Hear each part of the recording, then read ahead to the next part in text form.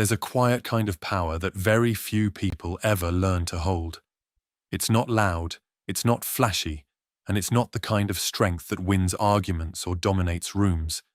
It's the power of not taking things personally, the ability to walk through a world filled with opinions, projections, and noise and still remain untouched.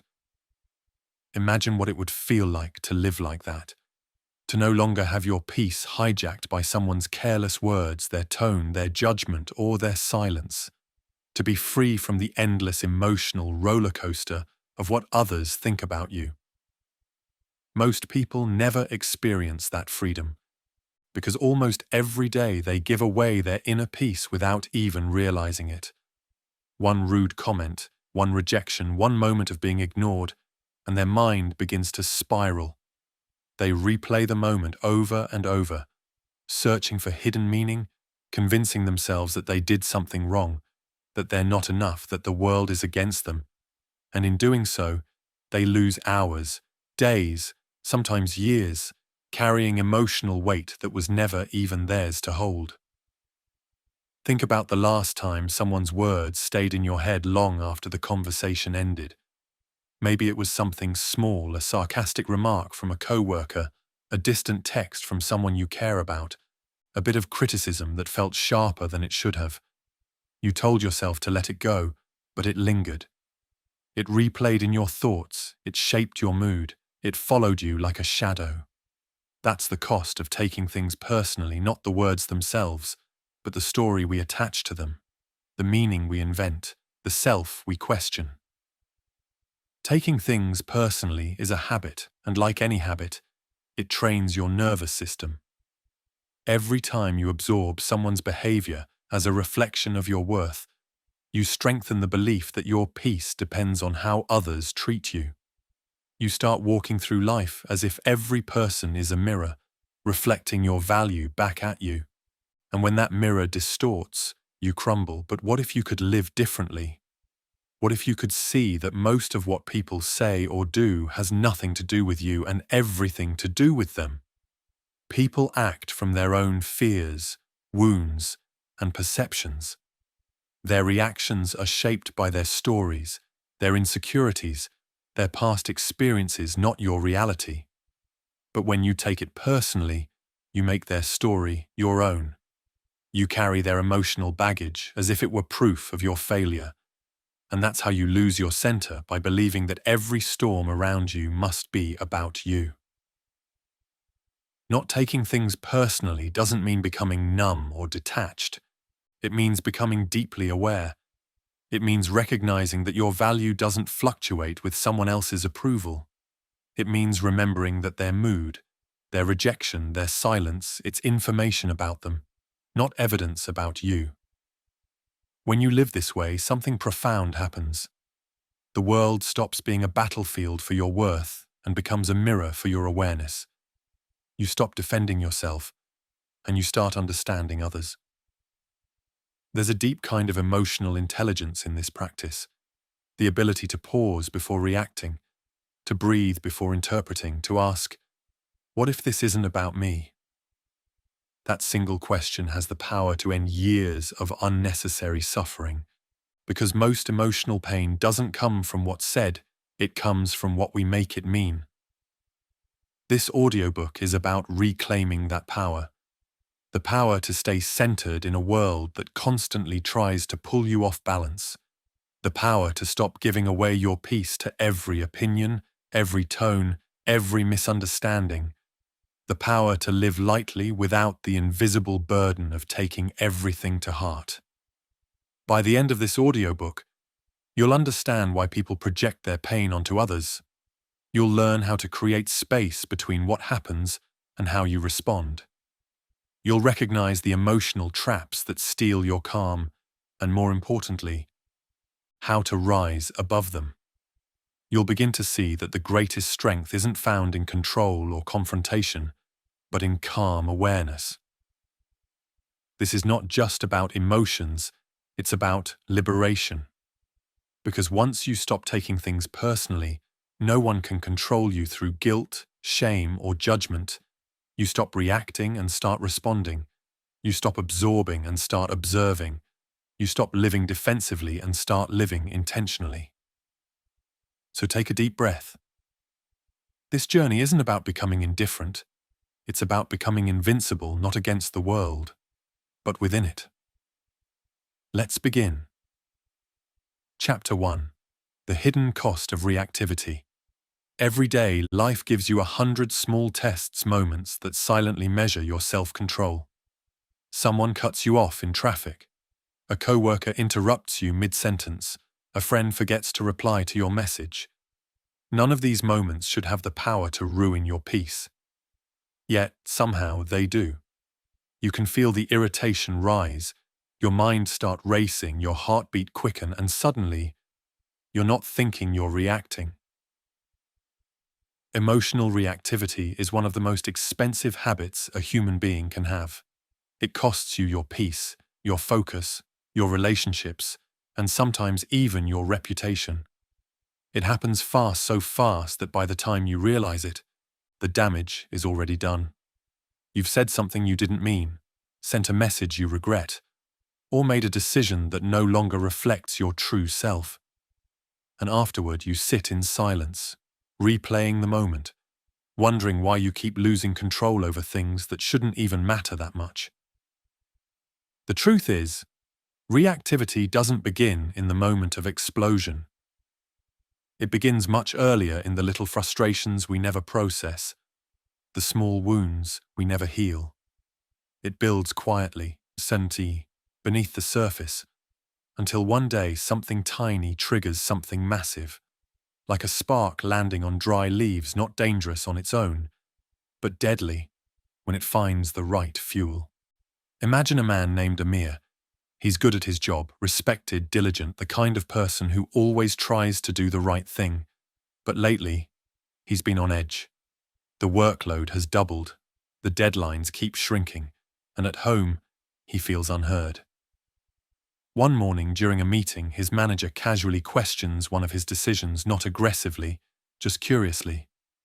But Amir's chest tightens, his jaw locks. Before he even thinks, words spill out sharp, defensive, louder than necessary. The room goes quiet. His co-workers look away. The meeting moves on, but something has shifted.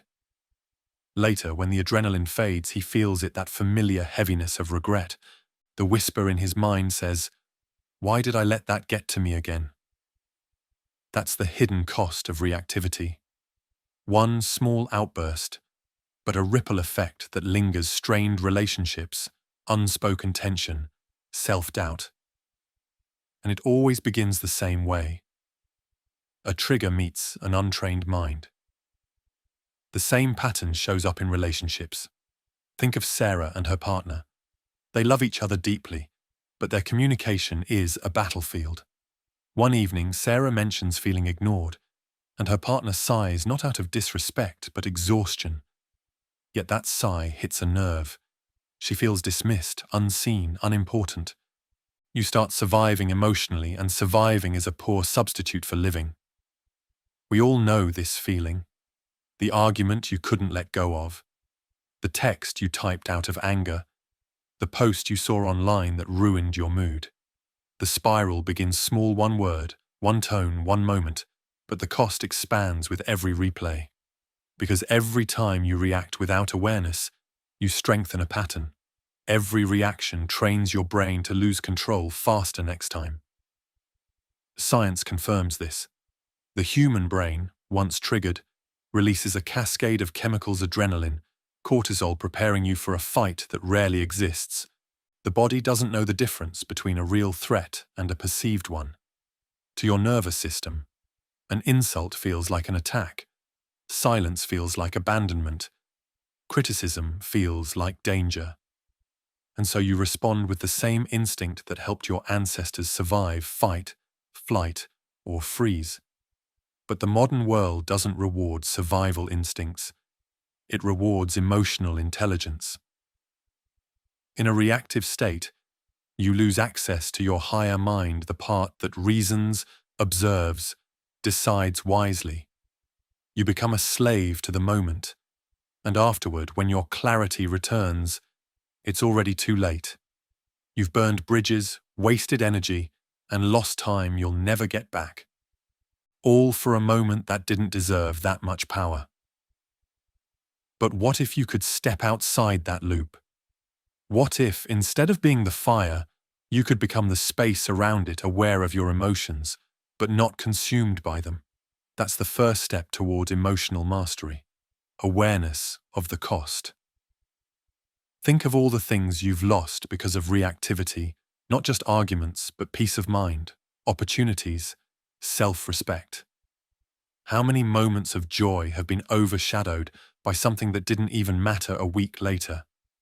How many relationships were strained, not because of what happened, but because of how you responded? How many times have you punished yourself for reacting instead of reflecting? Reactivity doesn't just hurt your relationships, it shapes your identity. You start believing you're an angry person, a sensitive person, a defensive person. But that's not true. You're not your reactions. You're just someone who hasn't yet learned to see them before they take over. And that realization changes everything, because awareness is the seed of control. When you start noticing your triggers, you begin to reclaim your freedom. The next time someone says something sharp, you feel the heat rise in your chest, but instead of letting it control you, you pause. You breathe. You let the emotion exist without acting on it. In that small moment of pause, you win back something sacred, your power to choose. The world doesn't teach you this kind of control. It teaches you to stand up for yourself, to clap back, to prove them wrong. But real power doesn't need proof. Real power is silent, steady, and self-assured. It's the ability to stay calm in the presence of chaos, to understand that other people's behavior is a reflection of their state, not your worth. When you grasp that, life becomes infinitely lighter. But let's be honest, staying calm isn't easy. The ego hates restraint. It wants to defend, to explain, to win. The ego feeds on reaction because reaction feels like control. But it's an illusion. Every time you react, you're not in control, you're being controlled. Controlled by emotion, by ego, by habit. It's only when you choose not to react that you truly lead. There's a story of a monk who was once insulted by a man in the street. The man screamed, cursed, did everything to provoke him. The monk remained calm. When asked how he could endure such disrespect, he smiled and said, "If someone offers you a gift and you refuse to take it, to whom does the gift belong?" That's the essence of not taking things personally, the wisdom to recognize that not every emotion that enters your world deserves your response. Reactivity is expensive, but awareness is priceless. It's the currency of emotional freedom. Every pause you practice, every breath you take instead of exploding, every moment you choose, understanding over reaction, you rewire your brain, you reclaim your peace, and you redefine your strength. The more you practice it, the more powerful you become, because true power isn't about controlling others, it's about mastering yourself. And once you master that, no argument, no insult, no rejection can shake you. You stop fighting battles that don't exist. You stop carrying burdens that were never yours. You learn to let people be as they are and remain as you are. Every reaction trains your brain to lose control faster next time. But every moment of awareness trains your mind to stay grounded longer next time. That's how emotional mastery begins, not with perfection, but with progress. Not with suppression, but with understanding. One pause at a time. Chapter 2. Why your brain sabotages you. If you've ever promised yourself to stay calm and failed, don't blame your willpower, blame your wiring. The truth is, your brain was never designed for peace. It was designed for survival. Long before you learned how to use words, your nervous system learned how to react. It learned to run from danger, freeze under threat, fight to survive. That system hasn't changed. It's ancient, raw, and fast.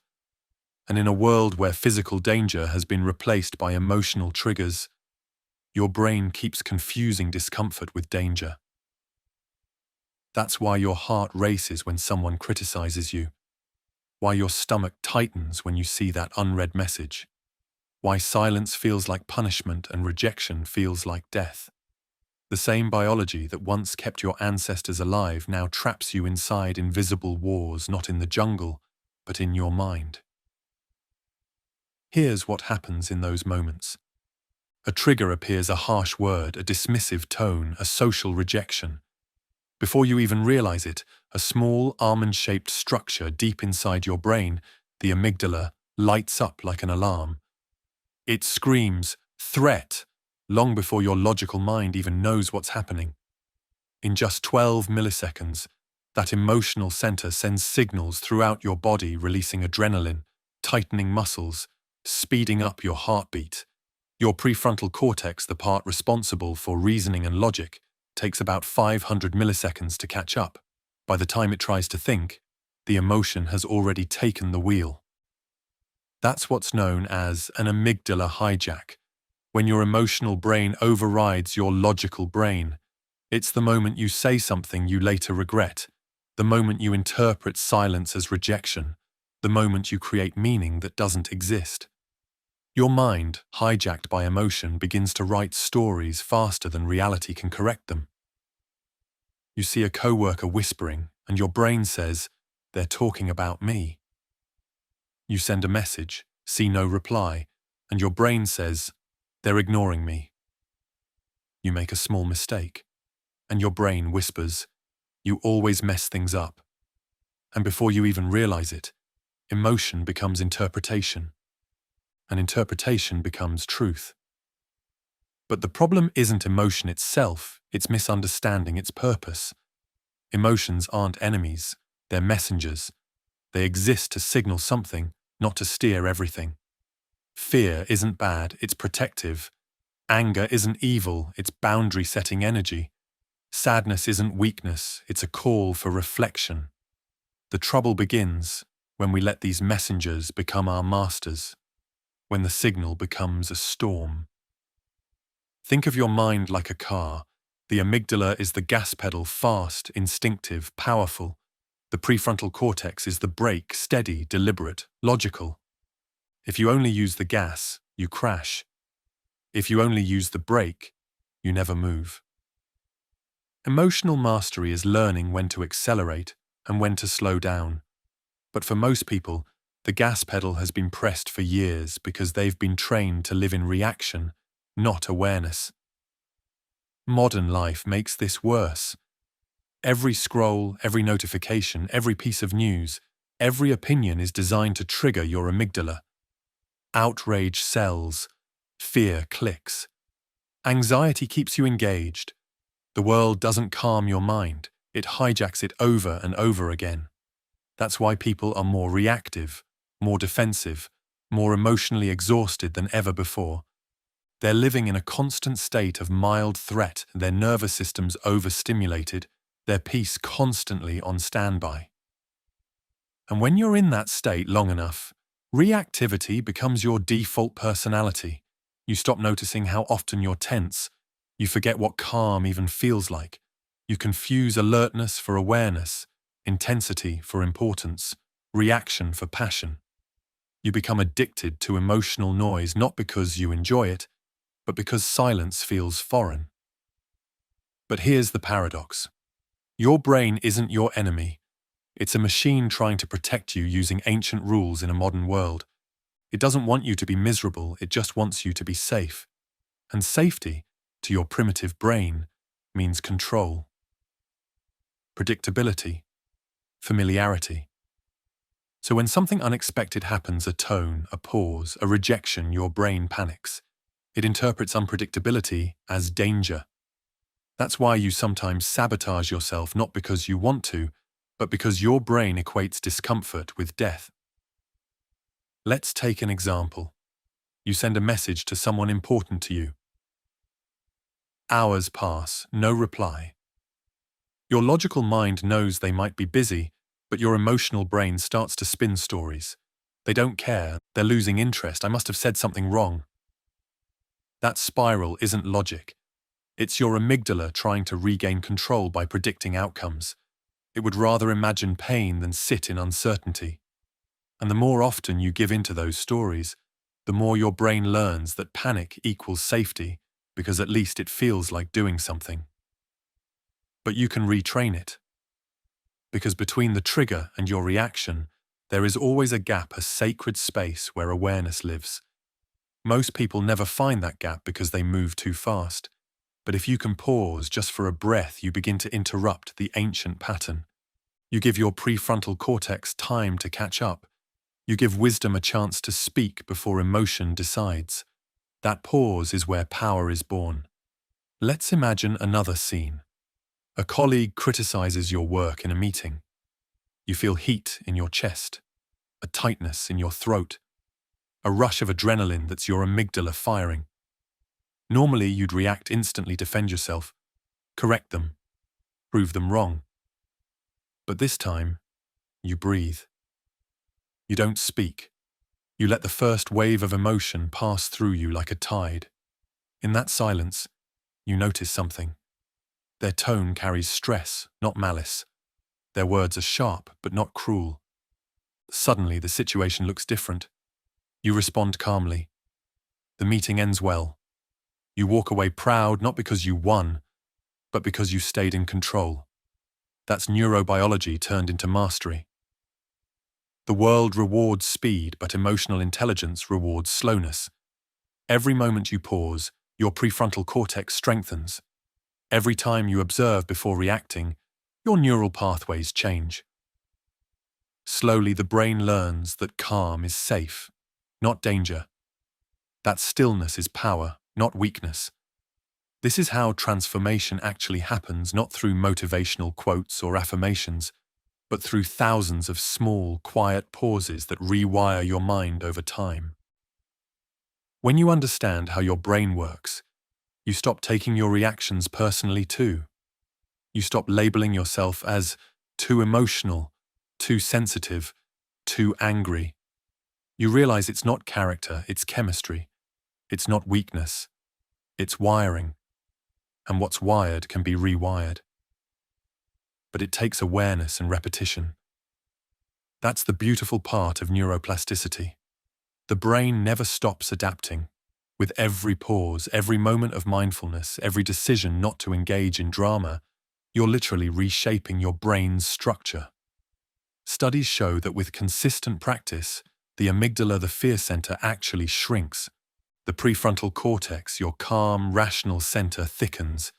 Within 8 to 12 weeks, your emotional landscape begins to change biologically. You start responding, not reacting. You begin choosing, not chasing. And when that happens, your entire perception of life changes.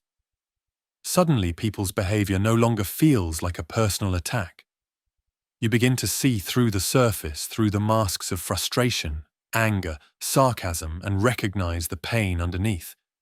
You start to notice that everyone is fighting their own invisible battles, and their words are rarely about you. They're about them. And once you see that clearly, you stop being pulled into every emotional current around you. That's the essence of emotional maturity, realizing that your reactions are your responsibility, even when the trigger isn't your fault. You may not control how people behave, but you always control how much access they have to your peace. And your peace is not a public resource. It's a privilege that only awareness can protect. The brain will still try to trick you. It will whisper, defend yourself, explain yourself. Don't let them get away with that. But that's the same old circuitry playing its favorite song, fear disguised as pride. The moment you hear it, smile. You're not broken, you're just human. The work is not to silence those thoughts, but to see them for what they are. Echoes of an old survival system that no longer serves you. Every trigger is a test not of your worth, but of your awareness. You can't stop the amygdala from firing, but you can decide whether you'll let it run the show. You can build that space, that breath between emotion and expression. And in that space, you'll find the rarest kind of freedom, the freedom to feel deeply without being ruled by what you feel.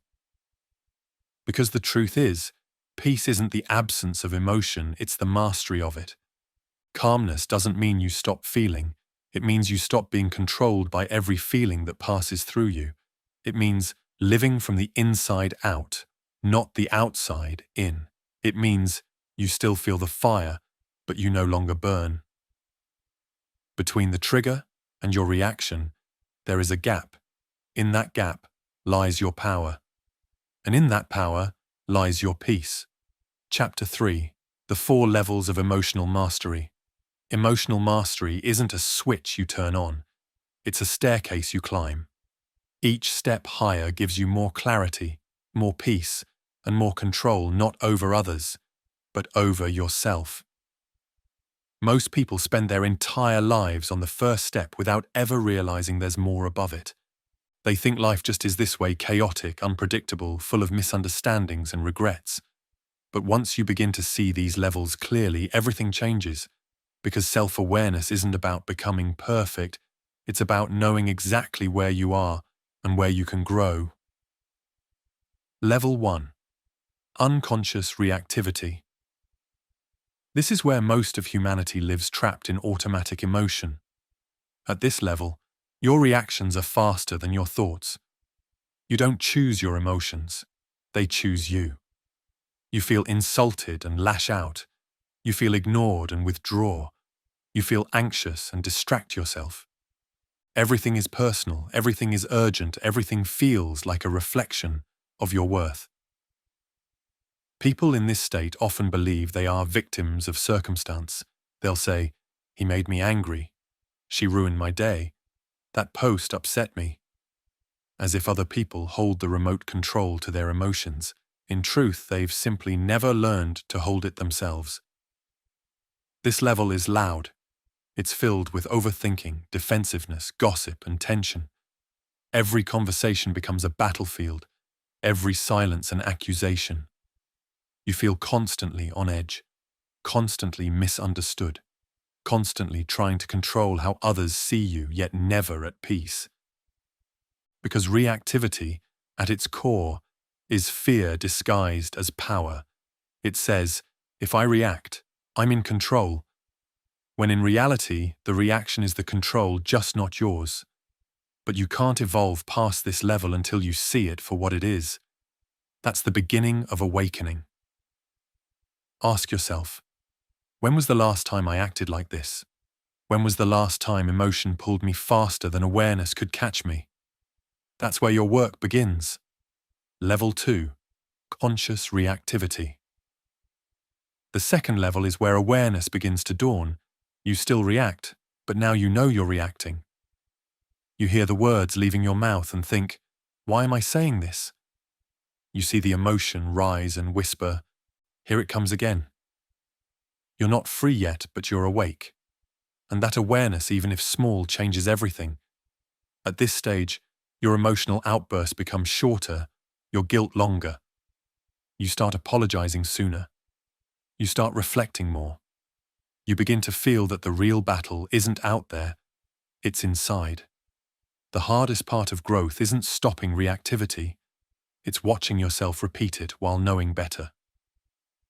Conscious reactivity feels uncomfortable because awareness shines light on habits you can no longer justify. You start seeing the patterns, how every argument feels familiar, how every regret follows the same rhythm. The pattern becomes visible. Trigger, emotion, reaction, regret. And once you see that loop, you can no longer unsee it. Most people mistake this discomfort for failure, but it's actually progress. Awareness always comes before mastery. You can't break a pattern you can't see. So when you catch yourself mid-reaction and feel frustrated, don't. That moment of noticing is the birth of control, because every time you observe, you weaken the chain. Every breath you take instead of exploding teaches your nervous system that awareness is stronger than impulse. Ask yourself, when was the last time I noticed my reaction while it was happening? That's the proof that you're evolving. Level 3. Conscious response. At this level, something powerful begins to happen. The pause becomes natural. The breath comes first. You feel the emotion, the rush of anger, the heat of defensiveness, the sting of criticism, but you don't let it rule you. You respond instead of react. You start choosing silence over argument, understanding over assumption, reflection over retaliation. You no longer take every word personally, because you understand how the human mind works, yours and theirs. You see that everyone is acting from their own pain, their own perception, their own emotional conditioning. So, instead of matching their energy, you hold your own. This is the level where calm becomes your new confidence. People might even call you distant or too calm, but that's because your peace now threatens their chaos. You're no longer emotionally available to every drama. You've learned to protect your energy like a sacred currency. And when the world around you starts spinning, you remain steady not because you don't care, but because you finally do. You care about your peace, your clarity, your purpose. The conscious responder still feels deeply the differences. They've learned to separate emotion from identity. Anger arises, but it doesn't define them. Sadness visits, but it doesn't drown them. Fear appears, but it doesn't steer them. They can hold emotion without being held by it. That's emotional strength, not suppression, but sovereignty. Ask yourself, when was the last time I chose to pause before I replied? That pause is proof of evolution. Level 4. Emotional alchemy. This is the highest level, rare, but attainable. Here you no longer see emotions as problems to fix. You see them as energy to transform. Every feeling becomes fuel. Anger turns into assertiveness. Fear turns into preparation. Sadness turns into depth. Frustration turns into focus. You don't resist emotion, you redirect it. At this stage, you understand that emotions are not moral. They're mechanical. They're just signals, impulses, currents of energy. And energy cannot be destroyed. It can only be transformed. So instead of asking, why do I feel this? You ask, what can I create with this? That's alchemy, the art of turning emotional lead into psychological gold. You start to notice that every emotion carries wisdom. Anger teaches you what you value. Fear teaches you where you're unprepared. Guilt shows you where you've betrayed your own standards. Jealousy reveals your hidden desires. You no longer judge these feelings, you use them as teachers. You stop drowning in emotion and start diving through it. You stop reacting to life and start co-creating with it. This level of mastery doesn't mean you never lose your temper or never feel pain. It means, when those moments come, you meet them with curiosity, not chaos. You don't panic when you feel anger rise. You breathe into it. You listen to it. You don't run from sadness, you sit with it, knowing it's the price of caring deeply. You don't fear fear itself. You welcome it as a sign that you're stretching beyond comfort. At this level, emotion becomes your compass, not your cage. This is emotional alchemy, not perfection, but profound peace. The world still triggers you, but it no longer defines you. You start to notice a strange calm in moments that used to break you. You can be insulted without feeling small, rejected without feeling unworthy, misunderstood without losing your center. That's the ultimate freedom, to feel everything fully and still choose who you want to be. Ask yourself, when was the last time I transformed my emotion instead of suppressing it? That question separates reactors from alchemists. Most people never reach this final level because they think mastery means suppression. They try to control emotions by ignoring them, by pretending to be unaffected. But that's not mastery, that's denial. True mastery is intimacy with your emotions. It's looking your anger in the eyes and saying, I understand why you're here. It's hearing your sadness whisper and replying, thank you for reminding me to slow down. It's recognizing that emotions are not enemies, invading your peace. They are your peace, distorted by misunderstanding. Emotional mastery is not about becoming cold. It's about becoming conscious. You don't need to kill your feelings to be free. You just need to stop confusing them with truth. Feelings are temporary. Truth is eternal.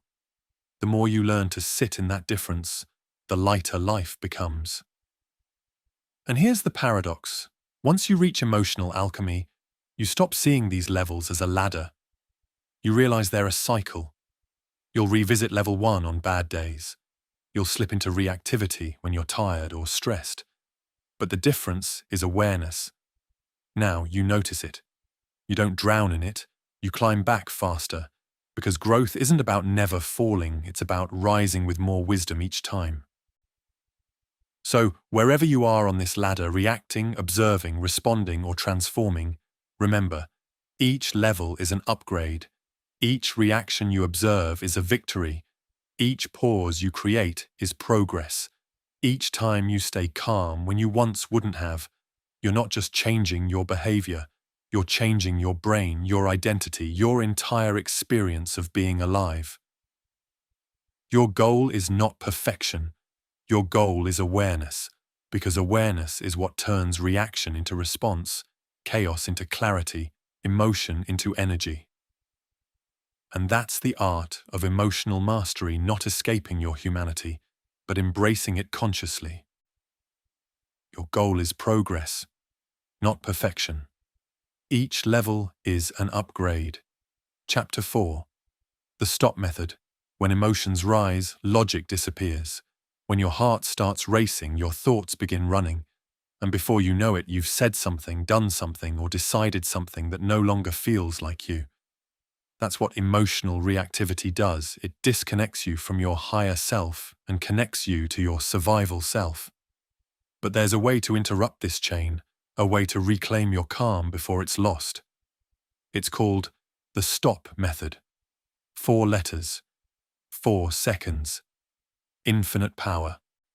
The stop method isn't just a technique, it's a doorway between who you've been and who you want to become. It's deceptively simple but profoundly transformative, because every time you use it, you teach your brain that awareness comes before impulse, and that calm is not weakness, it's command. Let's walk through it. Step by step. S. Stop. It begins with the simplest, hardest thing in the world. Stopping.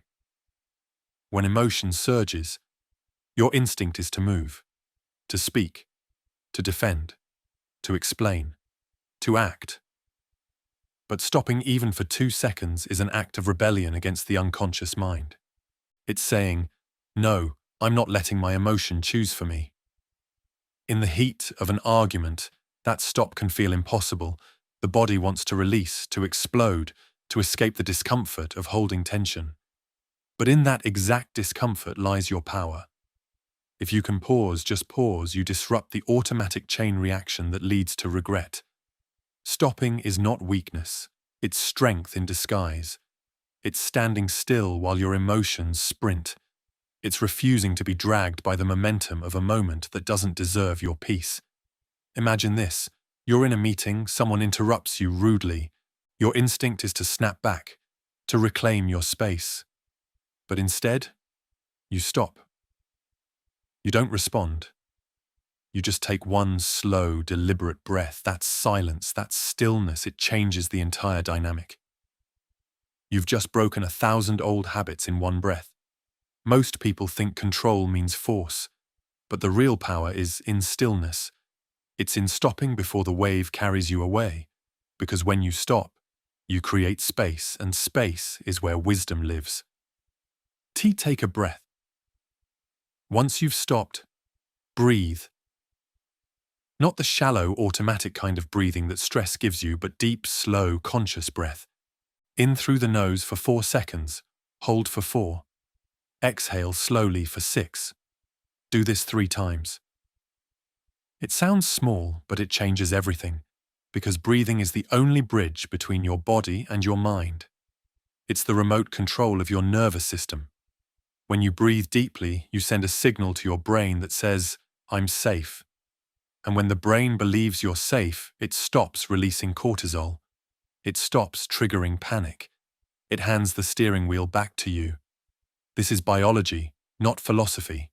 When your breathing slows, your heart rate follows. When your heart rate slows, your thoughts calm. When your thoughts calm, awareness returns. And when awareness returns, so does choice.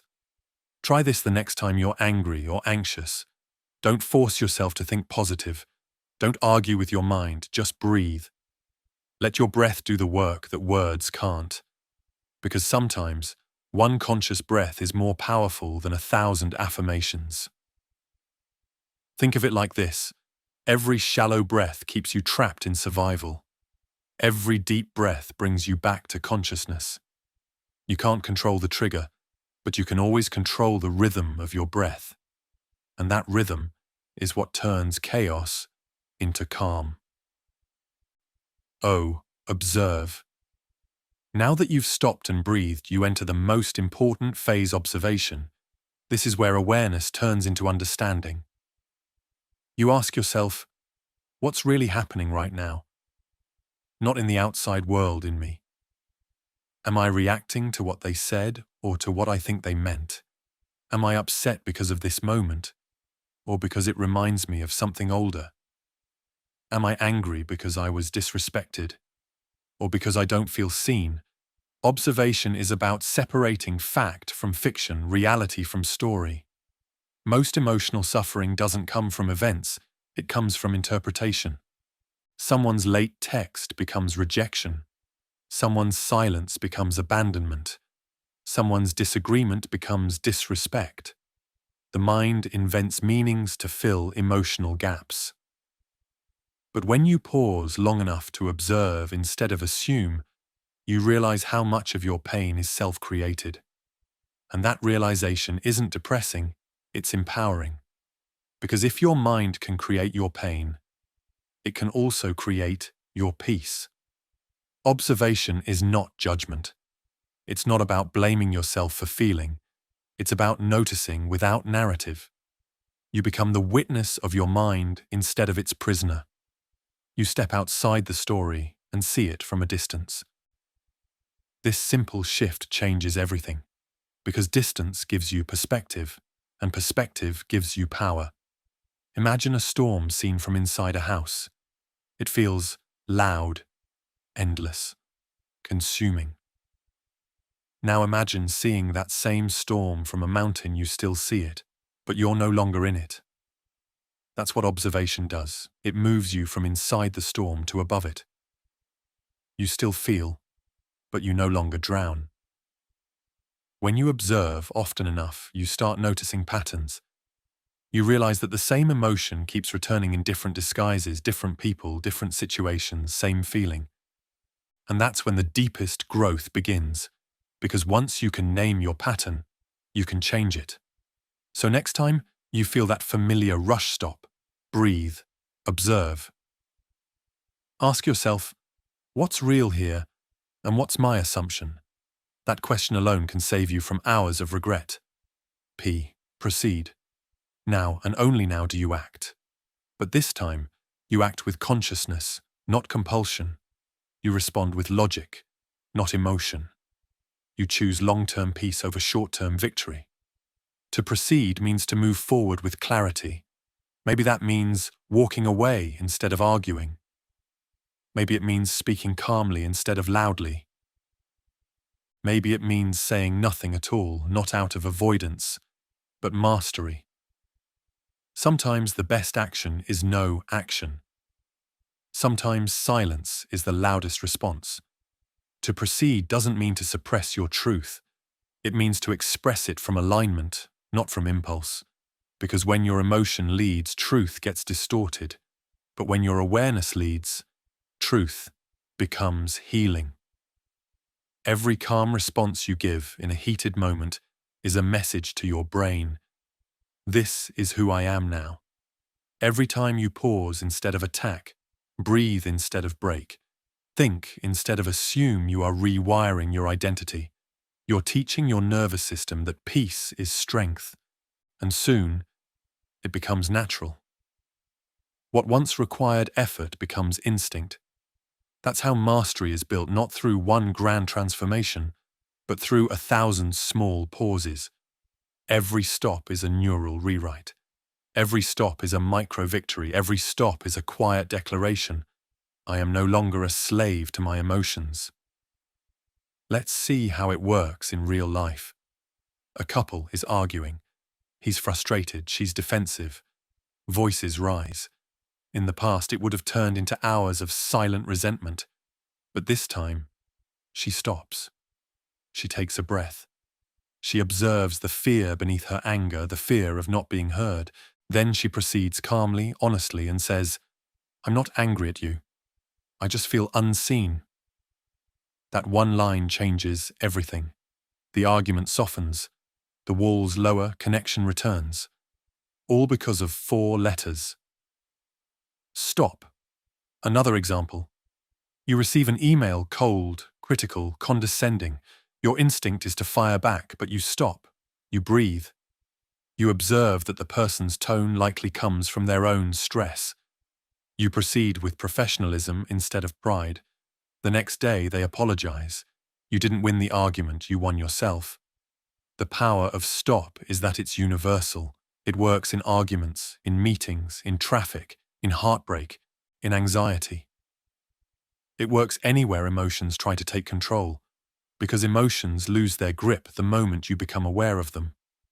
The method may seem small, 4 steps, 4 breaths, but it's revolutionary when practiced daily, because it's not about controlling others, it's about reclaiming the only control that ever truly mattered, yourself. You'll know you're improving when you start noticing peace arriving sooner, when a trigger happens and your body still reacts but your awareness arrives faster, when the time between emotion and understanding starts shrinking. That's the measure of growth. That's emotional maturity in action. Remember, the stop method isn't something you do once and master forever. It's something you return to every day in traffic, in conflict, in silence, because mastery is maintenance. Peace is a practice. The world will never stop testing you. But with this method, you no longer need to fear the tests. You carry your calm with you, and when everything around you speeds up, you slow down, and that's when you see clearly. The power to pause is the power to choose, and the power to choose is the beginning of freedom. Chapter 5. Advanced Techniques. By now, you've learned how to pause, how to breathe, how to choose awareness over reaction. You've seen that emotions are not enemies but signals, not obstacles but guides. But awareness alone is not enough. To truly master your emotions, you must learn how to optimize them, how to use your mind as a skilled craftsman uses his tools. That's where these advanced techniques come in. They don't silence emotions, they refine them. They turn raw energy into focused strength, pain into progress, chaos into clarity. The goal from here isn't just to control emotion, it's to transform it into intelligence. Cognitive reframing. Reality is objective, but your perception is not. 2 people can live the same event and walk away with entirely different stories, one broken, the other wiser.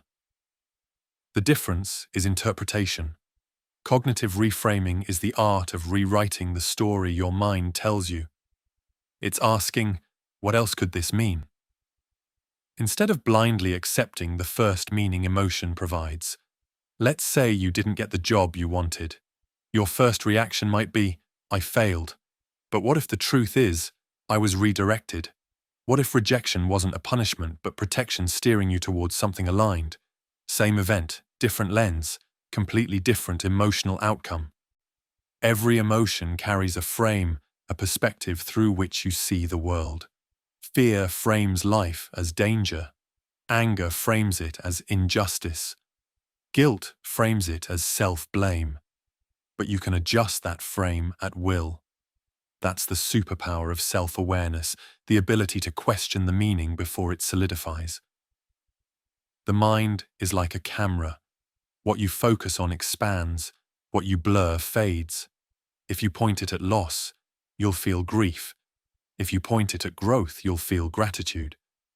Reframing doesn't deny pain, it repositions it. It says, yes, this hurts, but maybe it's teaching me something essential. Every challenge becomes a classroom if you choose to see it that way. And once you learn this art, even heartbreak becomes holy. Ask yourself, what else could this mean?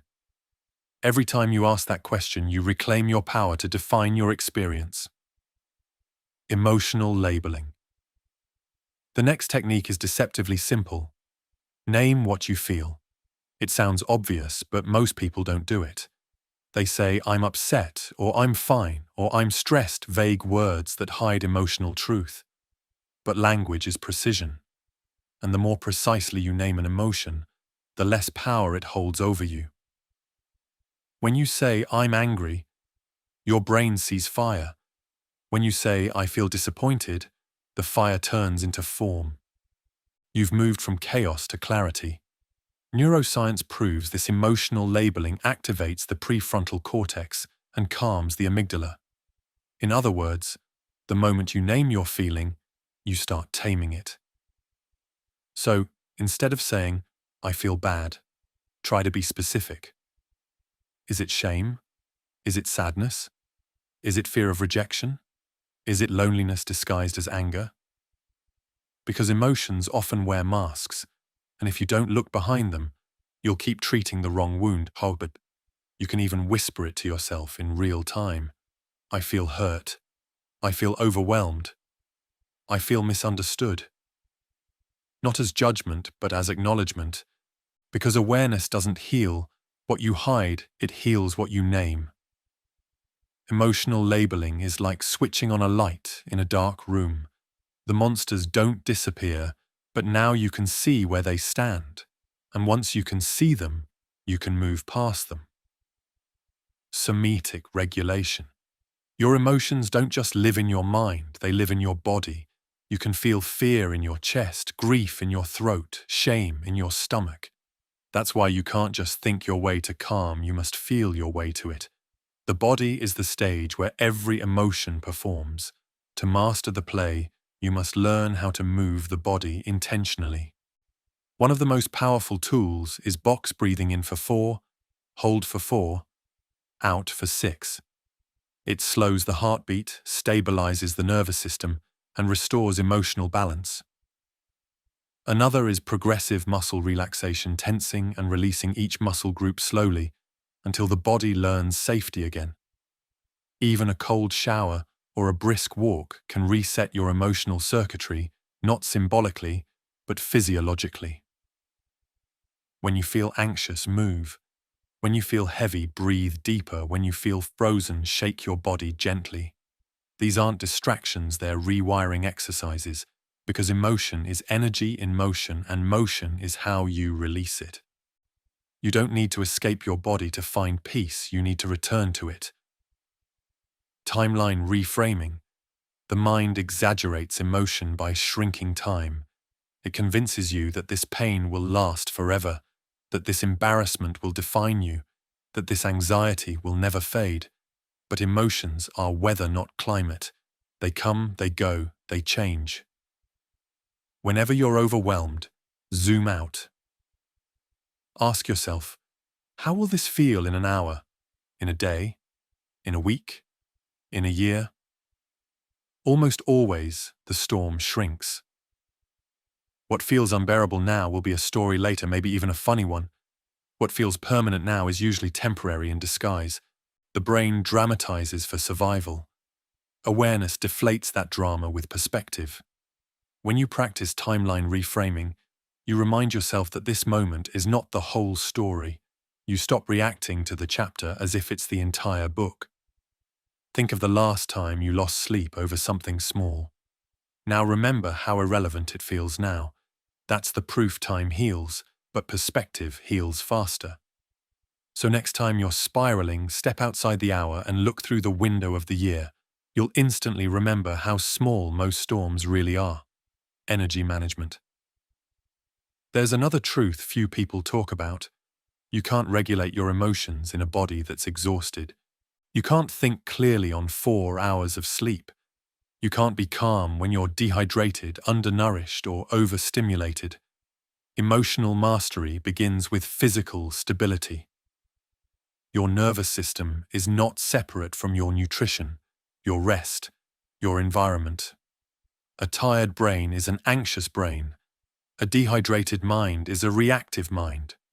Your emotions ride on the chemistry you create. So take care of the basics, sleep deeply, eat real food, drink water, limit caffeine, move your body. You're not just maintaining health, you're building the foundation of peace. Even silence is nutrition. You need stillness the way your body needs vitamins. Turn off the noise sometimes. No music, no voices, no screens. Just your breath and your thoughts. That's where emotional metabolism happens, where feelings are digested and turned into understanding. People who constantly chase stimulation rarely notice that their emotions are not theirs anymore, they're reactions to what they consume. If your inputs are chaotic, your outputs will be too. Peace is not an emotion you find, it's an environment you create. These techniques are simple, but don't mistake simplicity for weakness. The strongest transformations are quiet, gradual, and invisible from the outside. No one sees the moment you pause instead of lash out. No one witnesses the breath that stopped the spiral. But those unseen victories are the ones that shape your destiny. Because emotional mastery is not about never feeling pain, it's about building a mind that can hold pain without falling apart. And that kind of mind is forged, not found. It's trained through repetition, through awareness, through these small daily practices that slowly turn chaos into calm. Let's imagine a scenario to see this in motion. A man named Rayan gets criticized by his boss in front of others. The old him would have defended himself, felt humiliated, carried that bitterness home. But now, he practices mastery. He stops. He breathes. He labels the emotion, anger. He asks what it means. My boundaries feel crossed. He reframes it. Maybe my boss is projecting his own stress. He zooms out.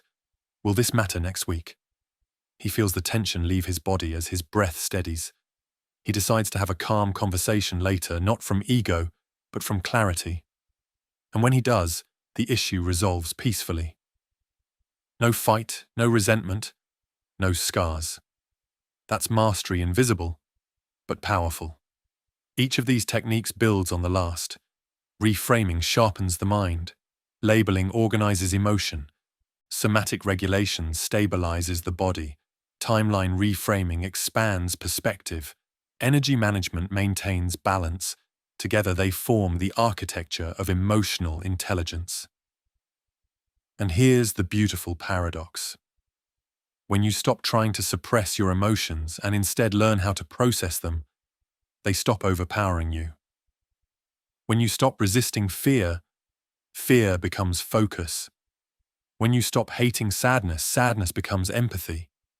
When you stop judging anger, anger becomes assertiveness.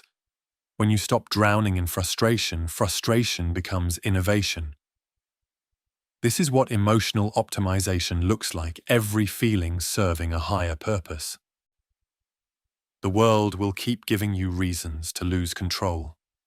You can't change that, but you can build a mind and body that no longer crumble under pressure.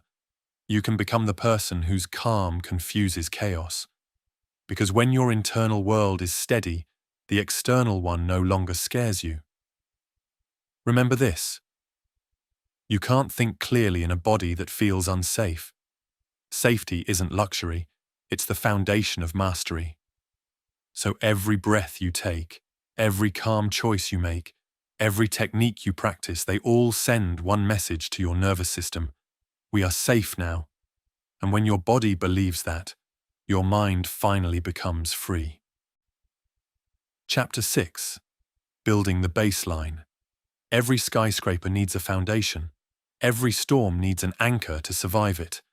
And every emotionally strong person you've ever admired, calm under pressure, graceful in chaos, unshakable through uncertainty, has something most people don't. A baseline. Your baseline is your emotional home. It's the average state your body and mind return to when life isn't pulling you in every direction. It's what remains when the noise fades. And for most people, that baseline is chaos, stress, fatigue, overstimulation, and anxiety disguised as productivity. They wake up already tense. They scroll before breathing. They drink caffeine before water. They move through the day reacting, not living, always wired, never grounded. And then they wonder why the smallest trigger feels like an earthquake. You can't master your emotions when your system is already flooded.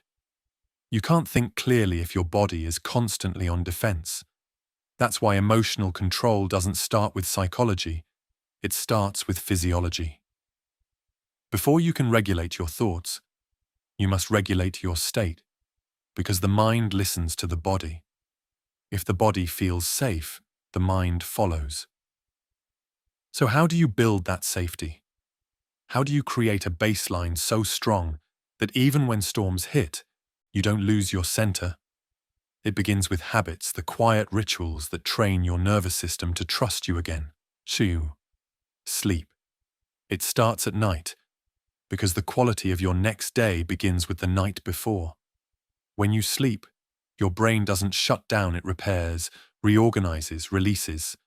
It files emotions into memory. It cleans the toxins that build up from stress. It restores balance to your hormones. When you neglect sleep, you're not just tired, you're emotionally unstable. You become reactive, sensitive, impatient. Your amygdala fires more easily, your prefrontal cortex slows down, your resilience fades. Most people don't realize how much of their mood is actually just exhaustion. They think they're anxious or angry, but often they're just sleep-deprived. So, protect your sleep like sacred ground, 7 to 9 hours. A dark room, no screens 1 hour before bed, because every extra hour of rest strengthens your emotional armor. You can't be calm if you're constantly tired. Fatigue is the enemy of mastery. Nutrition.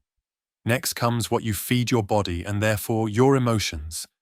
Food is chemistry, and chemistry is mood. Your brain runs on nutrients, not noise. If you fill your system with sugar, processed food, and caffeine, you're feeding volatility, not stability. Protein regulates energy. Healthy fats stabilize hormones. Omega-3s improve mood. Hydration balances the nervous system. These aren't just physical facts, they're emotional tools. Notice how irritability grows when you skip meals. Notice how anxiety spikes when you overcaffeinate. Notice how calm returns when you nourish properly. It's not magic, it's biology. You don't need a perfect diet. You need an intentional one that supports the version of you that you're trying to become. Eat to stay balanced, not to stay busy, because food doesn't just fill the body, it fuels the soul's capacity for patience. Movement. Emotion is energy in motion. If you don't move it, you store it in your shoulders, your chest, your stomach, your jaw. That's why stagnation feels like heaviness. Your body keeps score of every unprocessed feeling. Movement is how you release that backlog. Exercise isn't just about fitness, it's emotional hygiene. Cardio flushes adrenaline and cortisol. Strength training builds confidence. Yoga and stretching release stored tension. Even a walk under open sky reminds your nervous system that life is larger than your stress. Your body doesn't need perfection, it needs consistency.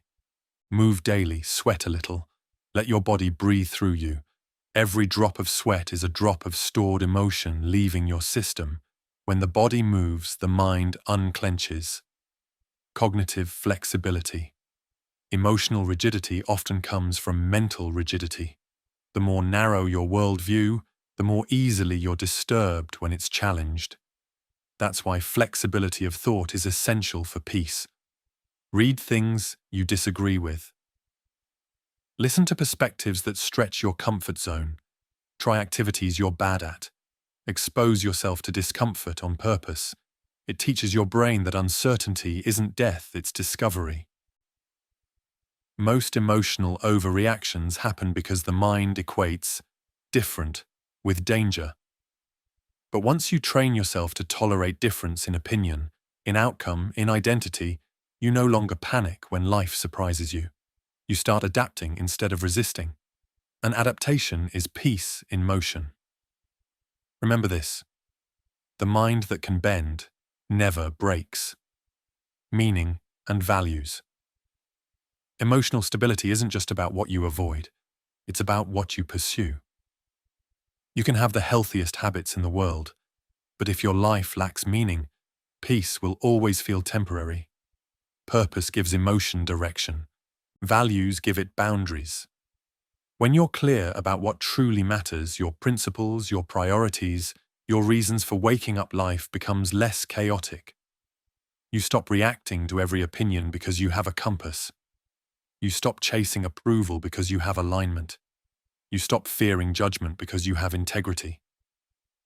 Spend time defining your core values. What do you stand for? What kind of energy do you want to bring to others? What kind of person do you want to be when no one's watching? When you live from those answers, your emotions start working for you, not against you, because meaning turns pain into progress. Environment. Even the strongest mind can be weakened by a toxic environment. You can't expect to stay calm if you're surrounded by chaos. You can't expect to grow if everyone around you feeds your stress. Audit your space, your room, your desk, your digital world, your relationships. Are they peaceful or noisy? Do they calm your nervous system or activate it? The people you spend time with don't just influence you, they regulate you. Their nervous systems mirror yours. If you're around constant anger, gossip, or fear, your body absorbs that as normal. Wayne, surround yourself with calm people, growth-oriented minds, and environments that whisper safety, because peace is contagious too. Make your surroundings a reflection of your intention. Light a candle, declutter your space, play soft music. Silence isn't empty, it's full of answers. Strategic stress. It might sound strange, but you also need a certain amount of stress to grow. The absence of challenge doesn't create peace, it creates weakness. Too much comfort breeds fragility. That's why deliberate discomfort is part of emotional strength training. Cold exposure, fasting, public speaking, tough workouts, difficult conversations. These are not punishments, they are practice. Each time you face controlled discomfort, you train your body to stay calm in real adversity. You're telling your brain, we can handle this. Every challenge becomes a rehearsal for resilience. Every small act of voluntary stress expands your capacity for involuntary ones. That's how soldiers, athletes, monks, and performers remain calm in chaos. They've practiced it. They've built emotional muscle memory. So don't avoid discomfort, schedule it, choose it, let it strengthen you, because peace is not found in comfort, it's found in capability. Recovery. Finally, recovery, the forgotten pillar of mastery. You can't stay centered if you never slow down. You can't stay calm if your life has no pauses. Recovery is where integration happens. It's when all your experiences, lessons, and emotions settle into wisdom. Without rest, growth collapses into burnout. Unplug weekly. Take a walk in nature without your phone. Sit by water. Journal your thoughts. Reflect on your week. These moments aren't laziness, they're leadership. Because every great leader knows. Stillness sharpens intuition. You can't hear your inner voice if the noise never stops. Your nervous system needs recovery just like your muscles do. You stretch, you strain, you rest. That's the rhythm of resilience. Without that rhythm, strength becomes stress. When all of these pieces come together, sleep, nutrition, movement, flexibility, meaning, environment, strategic stress, and recovery, something beautiful happens. Your baseline rises. Your emotional average becomes calm. Your reactions slow down naturally. You don't need to try to stay grounded, you are grounded.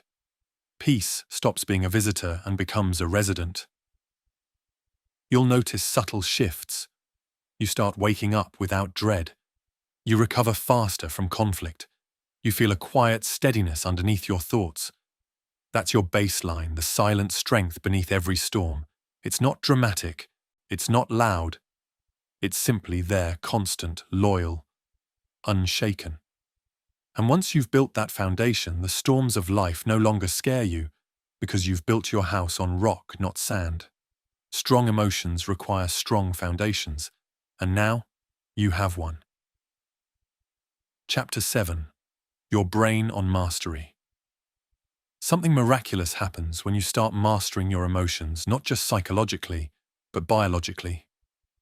Your brain begins to change shape. Neural pathways that once fired in chaos begin to quiet. Regions that once screamed in fear start whispering in peace. Emotional mastery isn't just a mindset, it's a rewiring of the most complex machine in existence, your brain. For years, people believed the brain was fixed after childhood, that your personality, habits, and emotions were set in stone. But science has proven something extraordinary. The brain is plastic. It reshapes itself according to how you use it. Every thought, every reaction, every pattern is a connection, strengthened or weakened by repetition. You are, quite literally, training your brain with every emotional choice you make. When you react impulsively, you reinforce the circuitry of survival. When you pause and respond consciously, you strengthen the circuitry of mastery. Each choice becomes a vote for the kind of brain you want to live in. It starts with two main players, the amygdala and the prefrontal cortex. The amygdala is ancient, your emotional alarm system. It detects threat, interprets tone, and prepares you for fight or flight. It's fast, loud, and deeply primitive. It's what made your ancestors jump at the sound of a twig snapping in the dark. The prefrontal cortex, on the other hand, is your higher mind logic, reflection, empathy, long-term thinking. It's slower but wiser. It calculates before it reacts. It sees the bigger picture. In an untrained mind, the amygdala runs the show, a single trigger, and you're hijacked. You say things you don't mean, believe things that aren't true, and act on feelings that don't last. The amygdala pulls the fire alarm before checking if there's actually smoke. But when you begin practicing emotional mastery breathing, observing, reframing something subtle starts to shift. The prefrontal cortex begins to strengthen. It starts catching the alarm before it becomes a fire. Neuroscientists have seen this through brain scans. In people who meditate, journal, or consciously regulate emotions, the amygdala physically shrinks. The prefrontal cortex thickens. Neural bridges between them grow stronger. That means your brain literally becomes better at calming itself. You don't just feel more in control, you are more in control. Your biology begins to obey your awareness. Imagine it like this. Every time you react unconsciously, you're pouring water down a groove in the sand. The more you do it, the deeper that groove gets. Eventually, water flows there automatically. That's what habits are, grooves in your neural pathways. Now imagine that one day, you stop, you dig a new path, a new channel awareness, calm response. At first, it's small, awkward, unnatural. But every time you choose it again, the groove deepens. Soon, it becomes the main route. The old one dries up from disuse. That's neuroplasticity, the physical process of becoming who you choose to be. This means change isn't just spiritual, it's structural. Your peace has a blueprint. Your calm has architecture. The process isn't instant. Neurons communicate through electrical impulses and chemical messengers, and those pathways need repetition. Roughly 8 to 12 weeks of consistent practice can begin to show measurable changes in brain structure. That's not long. 2 or 3 months of mindfulness, reflection, and conscious choice, and your brain literally starts behaving differently. It becomes slower to react, quicker to recover, more balanced under pressure. You begin to feel it in your body, less tension, more energy, deeper sleep, quicker clarity. You're not pretending to be calm. You're becoming calm. And the effects go beyond emotion. Your attention span improves, your immune system strengthens, your stress hormones stabilize, your relationships deepen because your empathy circuits powered by mirror neurons begin to tune differently. You start sensing what others feel without absorbing it. You read intention without overreacting. You can see pain in others without letting it poison your peace. That's emotional resonance, not emotional entanglement, and it's a sign of high emotional intelligence.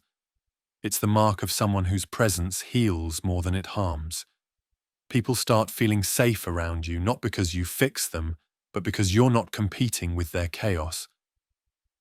But mastery isn't about never feeling triggered again. Even a trained brain still experiences emotion. The amygdala doesn't vanish. It just stops being the driver. Think of it like upgrading from a wild horse to a tamed one. The strength remains, but now you hold the reins.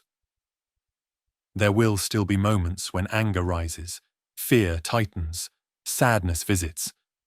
But instead of spiraling, you'll observe. You'll know exactly what's happening. This is adrenaline. This is my amygdala firing. This will pass. And by simply recognizing the pattern, you deactivate it faster. Awareness becomes your antidote. That's the beauty of understanding your biology. It replaces shame with strategy. You stop asking, "What's wrong with me?" and start asking, "What's happening in me?" And that small shift from judgment to curiosity changes everything. There's something else too. Your brain is deeply social. It doesn't grow in isolation. The people you spend time with literally shape your neural wiring through mirror neurons, specialized cells that mimic what they observe. That's why you yawn when someone else yawns, or feel tension when someone's angry. Your brain syncs with those around you. It's emotional contagion, invisible but powerful. So, if you're surrounded by negativity, drama, or fear, your brain adapts to that emotional frequency. It learns that reactivity is normal. But if you surround yourself with calm, grounded, emotionally aware people, your brain begins to mirror that stability. Your nervous system starts resonating with peace instead of panic. This is why environment matters, not just socially, but neurologically. Your calm doesn't just serve you. It trains the people around you. Every time you stay centered in a storm, you're teaching others how to self-regulate. Your nervous system becomes a lighthouse in rough seas. That's leadership at its purest form, not control, but coherence. It's fascinating how the smallest acts, a pause, a breath, a reframed thought have microscopic consequences that build into transformation. Your neurons fire differently.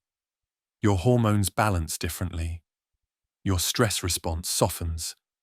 Your compassion deepens. And your sense of identity evolves. You stop saying, "I'm trying to be calm," because you realize calmness is now who you are. It's written into your neural architecture. Your thoughts move slower, your reactions shorter, your peace longer. When you reach that level, even chaos starts to sound like background noise. The world still moves fast, but you move deliberately. You walk into tension with stillness in your breath. You speak less, but every word carries more weight. You make decisions not from fear, but from clarity. That's not acting calm, that's becoming calm. This transformation is quiet. No one applauds the rewiring of your brain. No one sees the inner work. But over time, everyone feels it. They feel it in your tone, in your presence, in the way you don't rush to defend or explain. They feel it in the peace that lingers even after you leave the room. The truth is, emotional mastery doesn't make you superhuman. It makes you more human.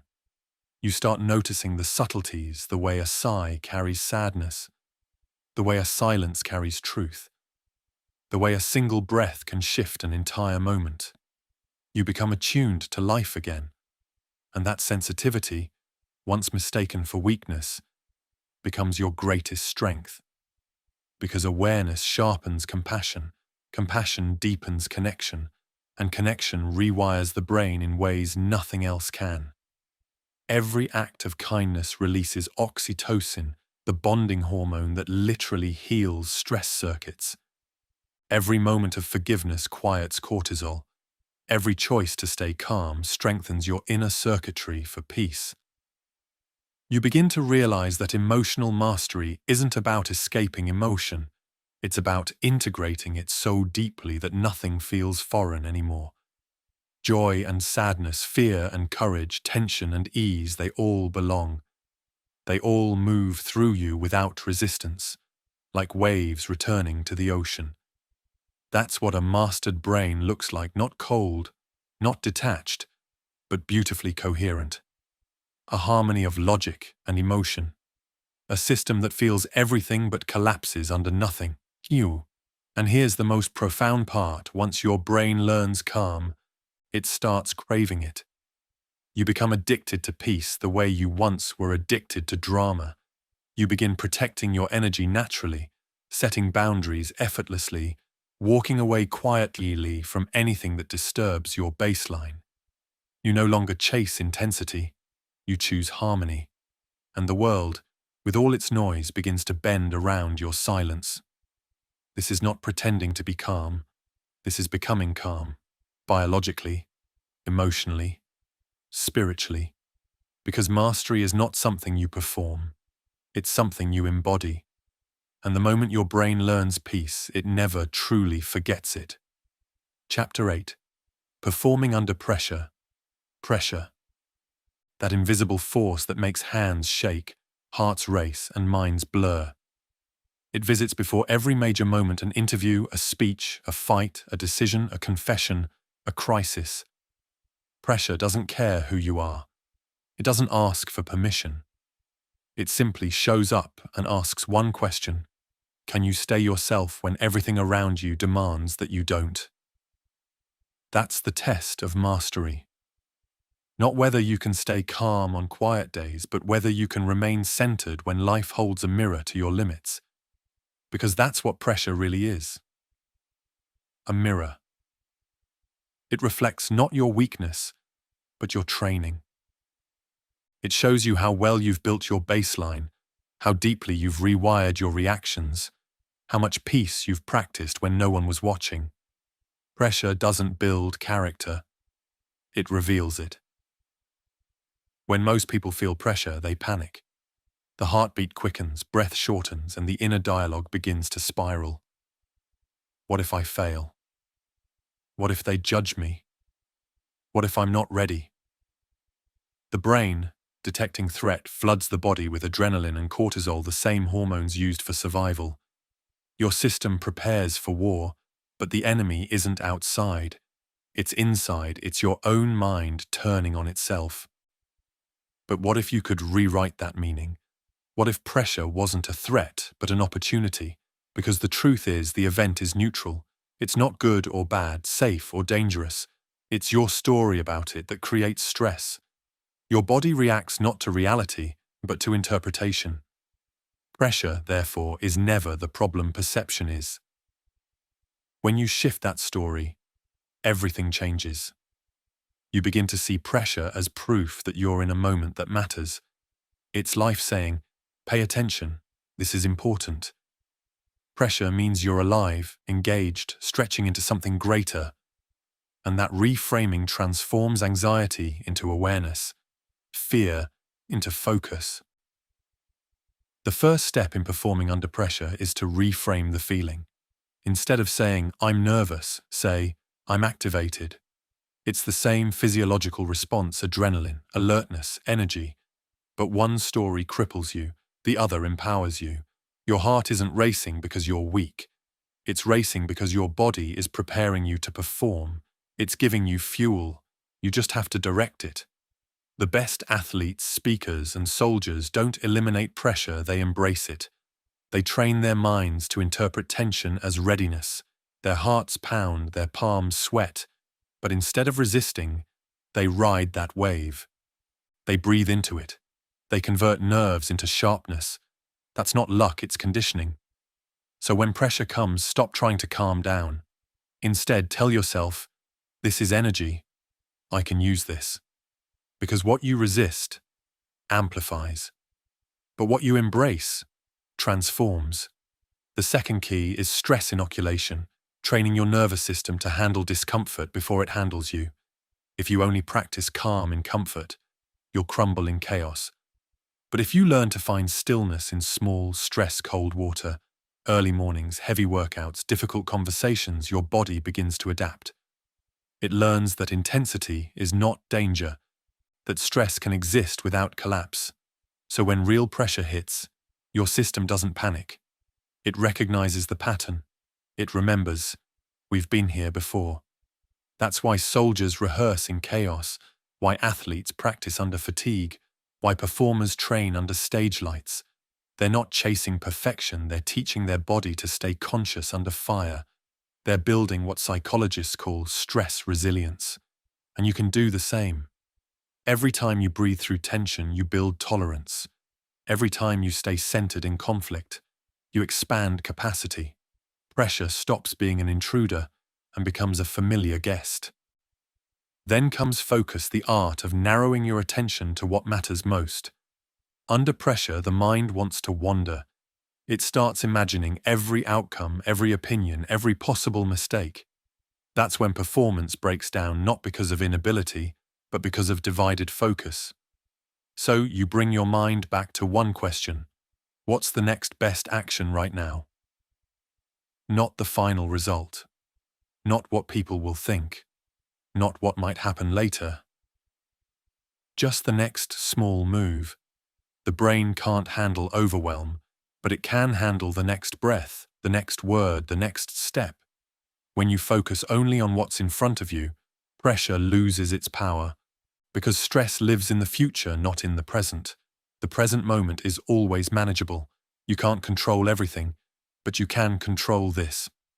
Another advanced tool is emotional granularity, naming what you feel in detail when the heat rises. Not just, I'm stressed, but I'm feeling performance anxiety.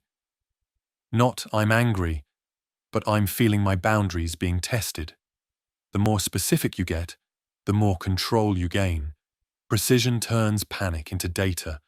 You stop drowning in the emotion and start understanding its purpose. When you can describe your state clearly, your brain automatically shifts from emotional to analytical mode. That shift activates the prefrontal cortex and weakens the amygdala's grip. In seconds, you move from being inside the emotion to above it. And from that higher ground, you perform better. Process over outcome. That's the mindset of all masters. They focus on the controllable effort, presence, technique, not on the uncontrollable approval, applause, or results. When your mind obsesses over outcome, pressure multiplies. Because outcomes live in the future, where fear also lives. But when you anchor in process, time collapses into flow. You become one with the action. Fear disappears because there's no room for self-consciousness. You stop thinking about doing and simply do. That's why musicians close their eyes. Athletes enter the zone. Monks lose track of time. The mind merges with the moment. When you live in process, pressure becomes performance. You're not fighting time anymore, you're riding it.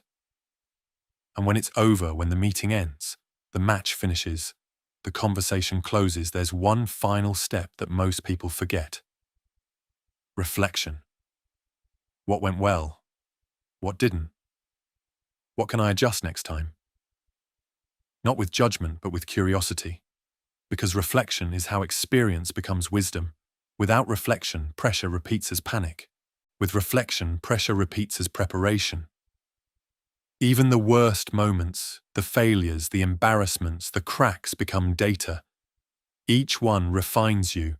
Each one builds your emotional database of resilience. That's how mastery evolves, not through perfection, but through integration. You grow every time you analyze instead of agonize. Let's visualize this. Imagine you're about to step on stage. Your heart is pounding, yin. Your palms are damp, your breath feels trapped. Old you would panic, maybe freeze, maybe overtalk, maybe forget everything. But the new you remembers. You reframe. This is energy, not fear. You breathe in through the nose, slow and deep. You name it. Anticipation, excitement, responsibility. You focus on process, one step at a time, one sentence at a time. The moment you start, flow takes over. Your voice steadies. Your thoughts align. You finish, not drained but alive. That's what mastery feels like, not absence of fear, but alignment with it. Pressure is not the enemy. It's a privilege, because pressure only visits people who are doing something that matters. It doesn't knock on the door of the indifferent. It comes for the ones who dare to grow, who care deeply, who step into arenas where comfort can't protect them. So when you feel that pressure, remind yourself this means I'm in the right place. Every great transformation requires friction. Every diamond needs compression. Every breakthrough begins with tension. And the ability to perform under that tension is not a gift, it's a skill. A skill built breath by breath, moment by moment, through the art of staying conscious when everyone else is collapsing. So the next time your body shakes, your heart pounds, your voice trembles, don't run from it. That's your system preparing for greatness. Smile at it. Breathe through it. And remember, pressure is not here to break you. It's here to show you who you've become. Pressure is a privilege. It means you're in a moment that matters. Chapter 9, Turning Pain into Power. Pain changes people. It's the silent sculptor of character carving, cutting, shaping in ways that comfort never could. It strips away illusions, reveals what truly matters, and forces us to meet ourselves without disguise. But most people spend their lives running from pain as if it were an enemy to be defeated, rather than a messenger to be understood. They numb it, hide it, blame it, bury it, and in doing so, they bury their potential with it. Yet, there's another path. You can face pain, listen to it, and turn it into power. You can transform every heartbreak, rejection, and disappointment into strength, clarity, and depth. Because pain, when faced with awareness, becomes energy. And energy, when directed consciously, becomes creation. We often think of pain as punishment. We say, "Why me?" instead of "What for?" But every form of emotional pain carries a coded message, a lesson about what we value, what we've ignored, or what we need to release. Anger, fear, sadness, frustration, they're not random storms, they're navigational signals from the soul. Once you decode them, you begin to see that pain never arrives to destroy you. It arrives to wake you. Anger is the first messenger. We're taught to fear it, to suppress it, to see it as dangerous. But anger, in truth, is a boundary alarm. It appears when something you care about feels violated your respect, your values, your worth. It's energy shouting, something here isn't right. If you repress it, it festers into resentment. If you express it blindly, it becomes destruction. But if you channel it consciously, it turns into drive the fuel to assert yourself, to set limits, to take decisive action. Anger becomes assertiveness. Fire becomes focus. So when you feel anger rise, don't rush to judge it. Ask it, what are you trying to protect? What truth are you pointing to? Then use its energy not to hurt, but to heal boundaries that have been crossed. Fear is the second messenger. It often wears the mask of paralysis. It whispers, stay where it's safe. Don't risk. Don't reach. but beneath that voice is something sacred: care.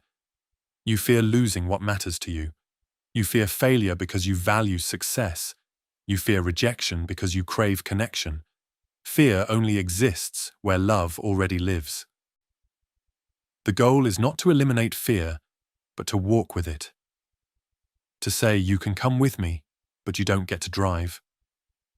When you face fear with curiosity instead of avoidance, it changes shape. It becomes awareness. It sharpens your focus. It teaches you preparation. It reminds you to be intentional.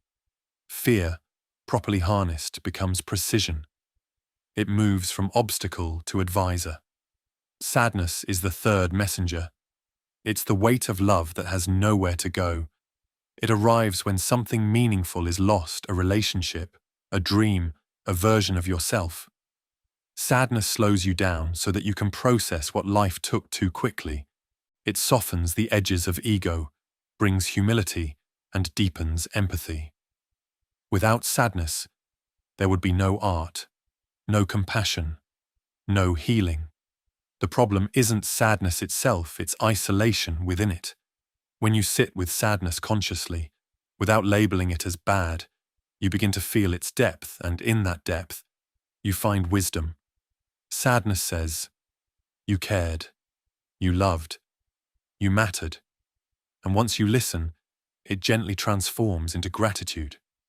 The tears dry, but the understanding stays. You realize that loss doesn't erase meaning, it reveals it.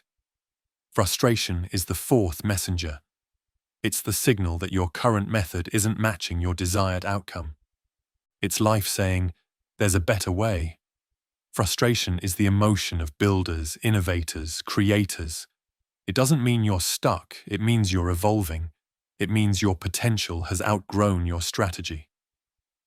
If you let frustration control you, it becomes bitterness. But if you analyze it, it becomes innovation. The most powerful ideas in history were born from frustration. People tired of systems that didn't work, tired of being misunderstood, tired of limitations. Frustration becomes fuel for improvement. It teaches adaptability. It whispers, if this isn't working, change the approach, not the goal. Every emotion has a hidden transformation waiting inside it. Anger can become assertiveness. Fear can become focus. Sadness can become depth. Frustration can become design. When you learn to redirect emotion instead of resist it, you stop leaking energy. You begin recycling it. Nothing is wasted. Every feeling becomes usable fuel. But how do you do this in real life when the pain feels unbearable, when the betrayal feels personal, when the loss feels final? The first step is acceptance. Not the passive kind, but the courageous kind. Acceptance doesn't mean approval. It means acknowledgement. It's the moment you stop asking why and start asking what now. Because until you accept the pain as real, you can't transform it. Denial freezes energy. Acceptance sets it free. The second step is expression. Write, speak, move, create. Give the emotion somewhere to go. Energy that doesn't move becomes suffering. Let it have a language. Paint it, sing it, walk it off. Don't bottle it, channel it, because every emotion that passes through you leaves you stronger, wiser, freer.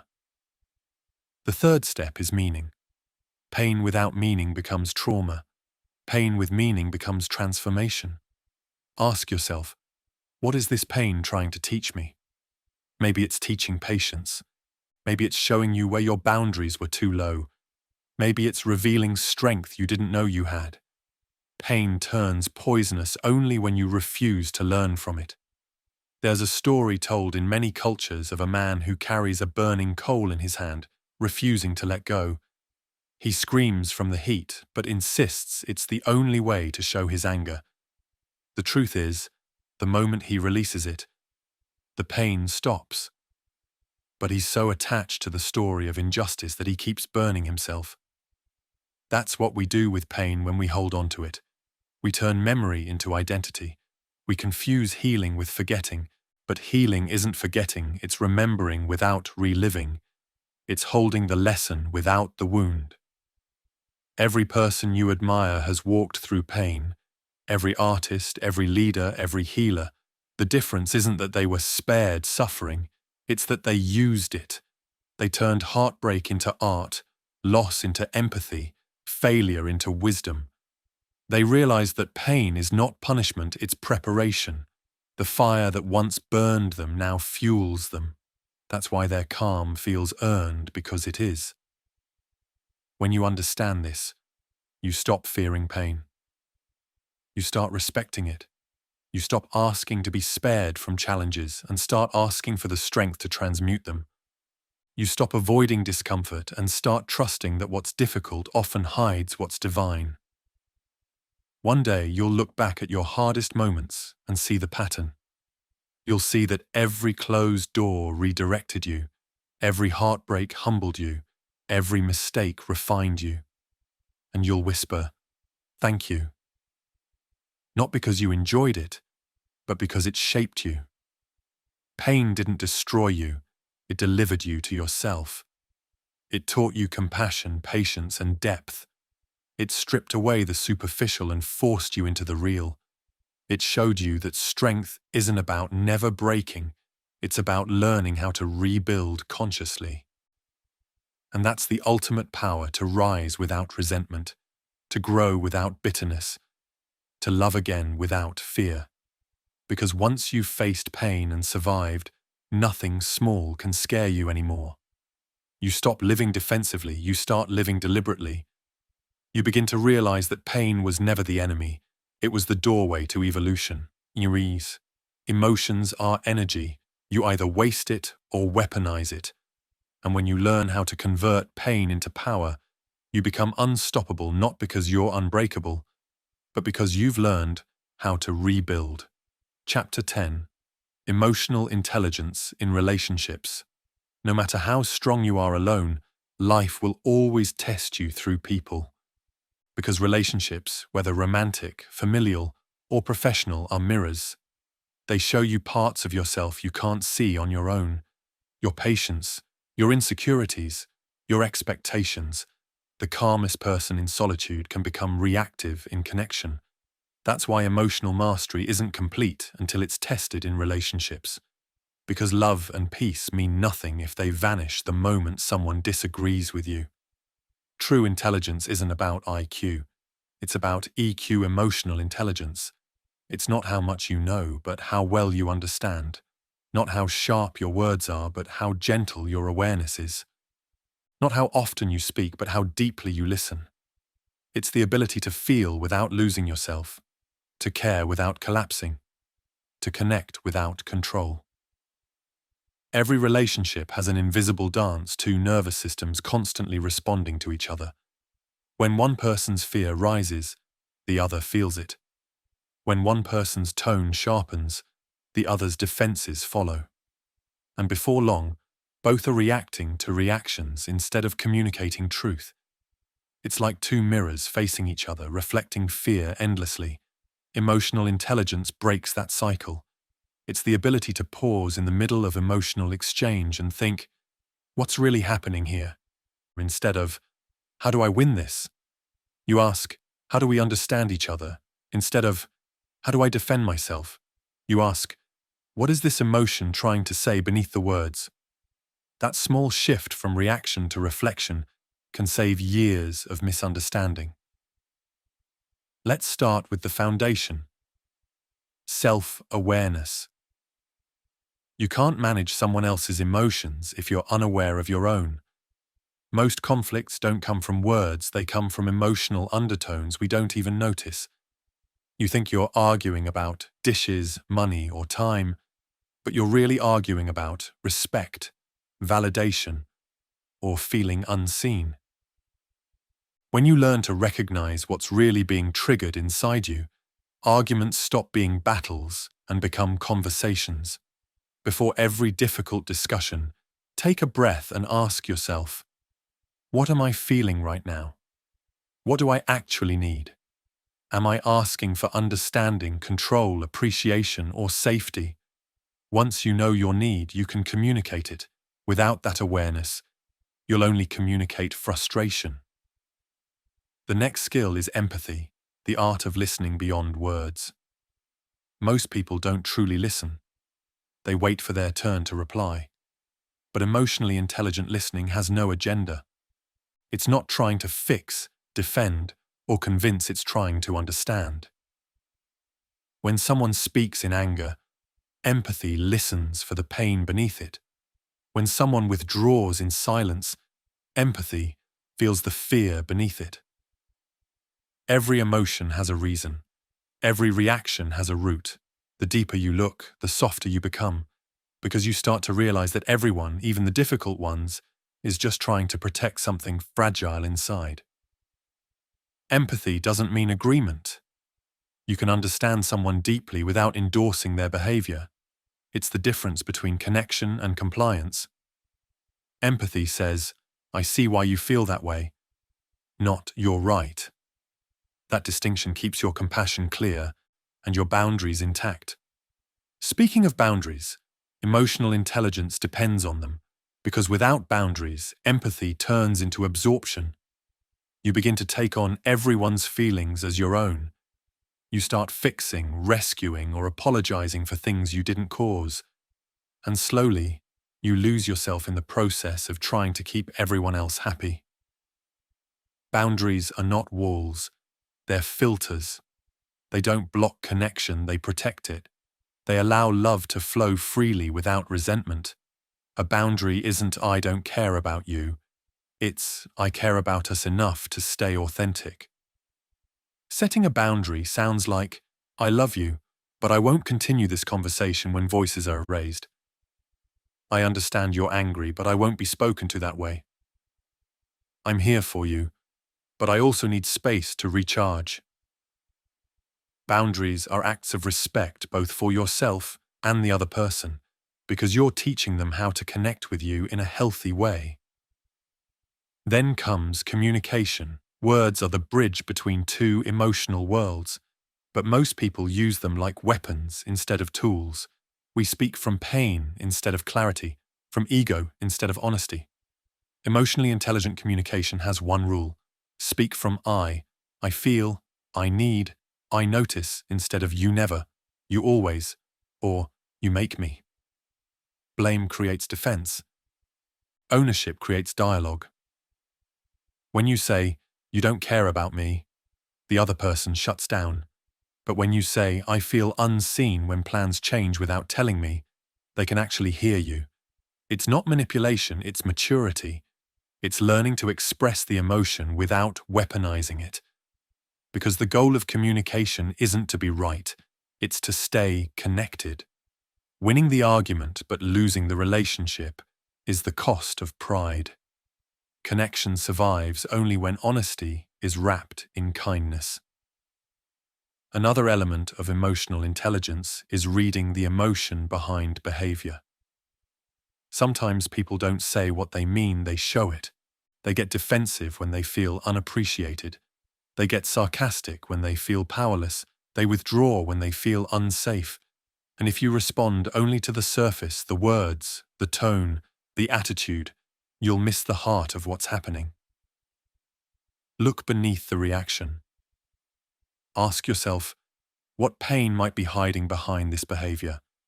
That's how compassion stays alive even in conflict.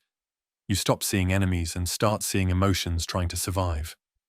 That perspective alone can save relationships that ego would have destroyed. Emotional intelligence also means knowing when to step back. Not every silence needs filling. Not every disagreement needs resolution in the same moment. Sometimes the most loving thing you can do is give space. Let emotions settle. Let clarity return. Because time is often the best translator of truth. When you give space intentionally, you're not abandoning, you're allowing awareness to breathe. You're saying, let's not speak from pain. Let's speak from peace. And when you return to the conversation, it's no longer a battle of reactions, it's a meeting of understanding. But even with empathy, awareness, and boundaries, you'll still face difficult people, those who project, provoke, manipulate, or misunderstand. That's where the deepest level of mastery reveals itself. The ability to stay kind without becoming naive, to stay calm without becoming cold. Because your peace doesn't depend on their maturity, it depends on yours. When someone insults you, your ego wants revenge. But your wisdom whispers, their words are a reflection of their pain. When someone withdraws love to control you, your awareness reminds you, this is about their fear of loss. You stop taking things personally, not because you don't care, but because you understand. And when you understand, you no longer react, you respond with grace. That's emotional intelligence at its peak, compassion without absorption, empathy without exhaustion, love without losing self.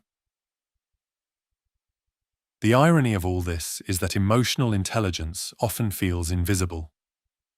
No one claps when you choose silence over sarcasm. No one notices when you pause before replying, when you breathe instead of blame, when you walk away instead of winning. But those quiet decisions are the ones that protect love. They are the invisible architecture of healthy connection. People with emotional intelligence aren't always the loudest or the most expressive. They're the ones whose presence feels safe. They don't dominate a room. They stabilize it.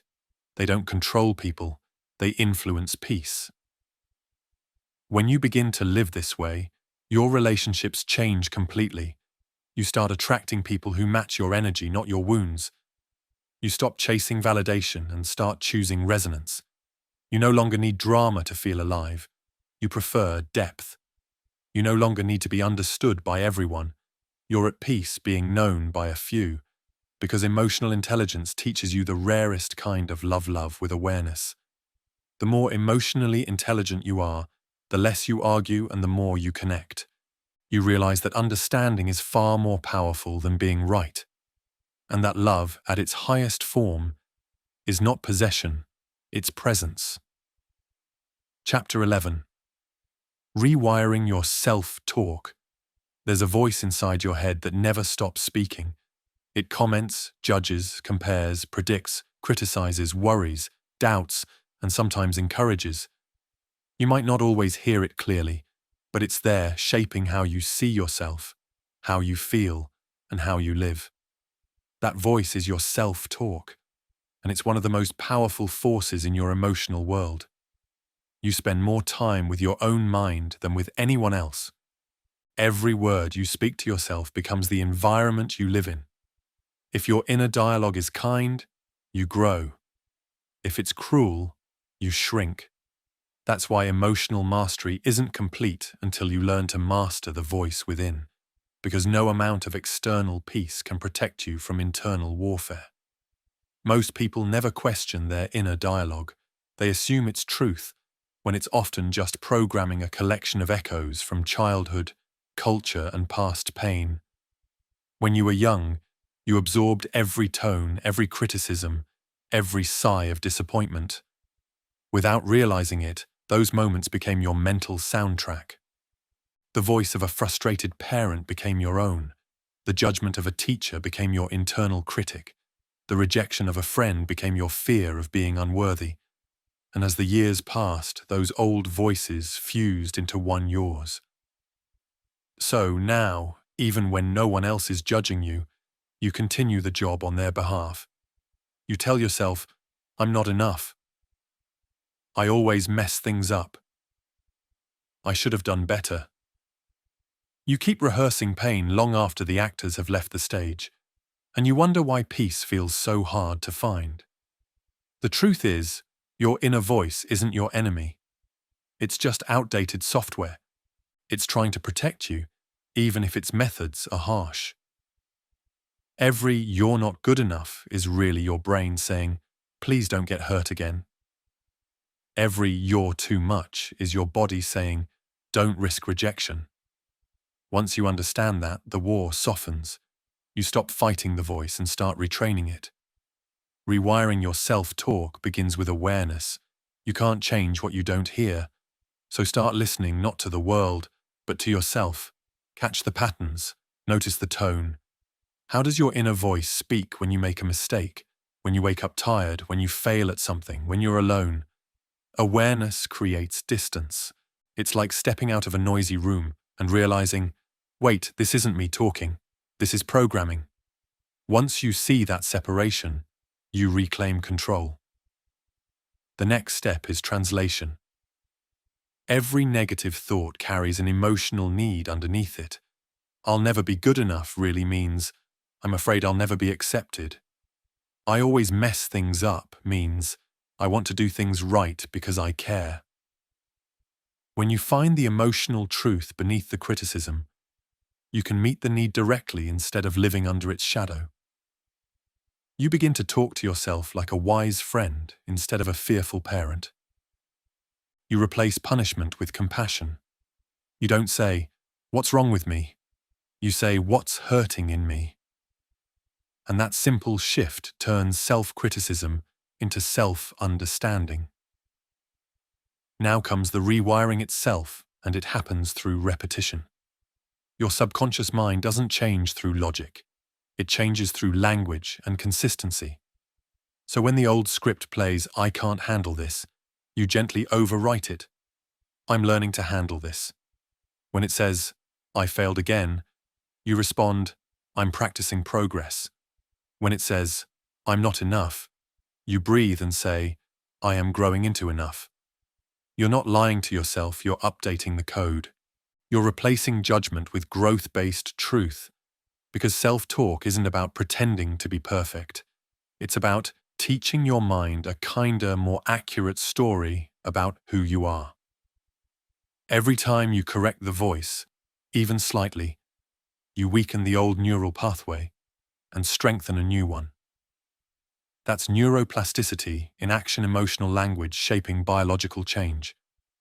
Soon, compassion becomes automatic. Encouragement becomes natural. You stop being your own enemy and become your greatest ally. Visualization helps too. Picture your inner critic as a scared child, not a monster. When it yells, imagine kneeling down beside it and saying, "I know you're scared, but I've got this now." The voice softens, because what it really wanted all along was safety. Not perfection safety. The mind attacks when it feels unsafe and calms when it feels understood. That's why gentleness is more powerful than discipline. You don't silence the voice by force, you soothe it through familiarity. You teach it that you're no longer the helpless child who needed protection, you're the adult who can handle reality with awareness. Another layer of self-talk mastery is identity language. Your brain takes whatever follows "I am" as instruction. Say, "I am anxious" long enough, and your mind memorizes anxiety as identity. But if you say, "I'm feeling anxious," you separate the emotion from the self. Feelings are temporary. Identity is permanent. Never fuse them. You're not angry, you're experiencing anger. You're not broken, you're healing. You're not lost, you're learning direction. Every time you change "I am" to "I feel," you remind your brain that emotions are passing weather, not your climate. That's emotional detachment, not coldness, but clarity. Over time, you start noticing that your inner voice mirrors your habits. If you rush, it shouts. If you rest, it softens. If you overthink, it becomes anxious. If you breathe, it becomes wise. That's because self-talk is not just mental, it's physical. The body and the voice inside it are one system. When you calm the body, the dialogue follows. That's why breathwork, movement, and stillness are forms of internal conversation too. You can even train your mind through gratitude dialogue. Every morning, instead of checking your phone, check your inner tone. Ask, "What can I thank myself for today?" Maybe for showing up. Maybe for surviving. Maybe for trying again after failing. Gratitude is not about ignoring pain. It's about including what's good alongside it. It balances the narrative. And slowly, it reteaches the brain to see reality through appreciation, not lack. But the most transformative part of this journey is when your self-talk shifts from critic to coach, when the voice in your head stops saying, "You'll never make it," and starts saying, "Keep going, you're closer than you think." When it stops saying, "You always fail," and starts saying, "You're learning how to succeed." When it stops judging and starts guiding. That voice becomes your ally in pressure, your refuge in chaos, your strength in solitude. It reminds you who you are when the world forgets. And once you have that, you stop seeking validation from others because you've found companionship within. You might slip sometimes. You'll still hear the old voice echo. That's okay. Healing doesn't mean the voice disappears. It means it no longer controls you. You'll still feel doubt, but it will feel quieter. You'll still feel fear, but it won't freeze you. You'll still feel sadness, but it won't define you. Because now you have something stronger awareness. And awareness, once awakened, can never go back to sleep. You are not what you feel. You are not what you think. You are what you repeat. Every kind word, every calm correction, every conscious affirmation you practice rewires your reality. And one day, without even realizing it, you'll wake up to the sound of a new voice, gentle, firm, and familiar. It will say, "I'm proud of you." And you'll know it's not someone else speaking. It's you. Your voice finally on your side. Chapter 12, The Spiritual Side of Emotional Mastery. There comes a point in every journey where self-control turns into self-understanding, where logic alone no longer satisfies, and peace becomes something deeper than silence. That point is where emotional mastery meets spirituality. Not religion, not ritual, but awareness, pure, steady, unshakable awareness. Because true mastery isn't just about managing emotions. It's about awakening to the part of you that exists beyond them, the still, observing consciousness that watches everything but remains untouched. It's the difference between the ocean and its waves. Emotions rise and fall, crash and calm, but the ocean beneath remains vast, unmoved, eternal. That's you, the awareness beneath the emotion, the presence beneath the personality. Most people live their entire lives inside their waves. They get lost in anger, drowned in sadness, frozen in fear. They believe they are those feelings. But the moment you pause and observe your emotion instead of becoming it, something profound happens. You wake up. You realize that if you can watch your anger, you cannot be your anger. If you can notice your sadness, you cannot be your sadness. You are the space that holds these emotions, not the storm itself. That realization is liberation. It's the birth of peace, not the kind that depends on calm circumstances, but the kind that exists through them. When you find that space within, life stops feeling like a battle to win and starts feeling like a mystery to experience. But finding that stillness requires surrender, and surrender is misunderstood. It doesn't mean giving up. It means giving in, allowing what is, instead of resisting what's already here. When you stop fighting your emotions, they stop fighting back. The moment you say, "Let this feeling exist," it begins to dissolve. Because resistance is what feeds emotion, acceptance is what frees it. Imagine holding a rope during a tug of war. The harder you pull, the tighter it cuts into your hands. The only way to stop the pain is to let go. That's surrender, not weakness, but wisdom. You can't control every wave, but you can learn to float. In spirituality, stillness doesn't mean emptiness, it means fullness. It's when the noise of thought settles and the truth of being reveals itself. That quiet presence you feel in meditation, in nature, in prayer, that's your original self. It's not a new identity. It's what's been underneath every identity you've ever worn. The thinker comes and goes, but the witness remains. And once you experience that, even for a few seconds, something shifts forever. You realize that your worth has never depended on performance. Your peace has never depended on perfection. And your value has never been measured by others. Because beneath all the noise, you were already whole. Control and surrender are two sides of the same coin. Control helps you shape the outer world, surrender helps you accept the inner one.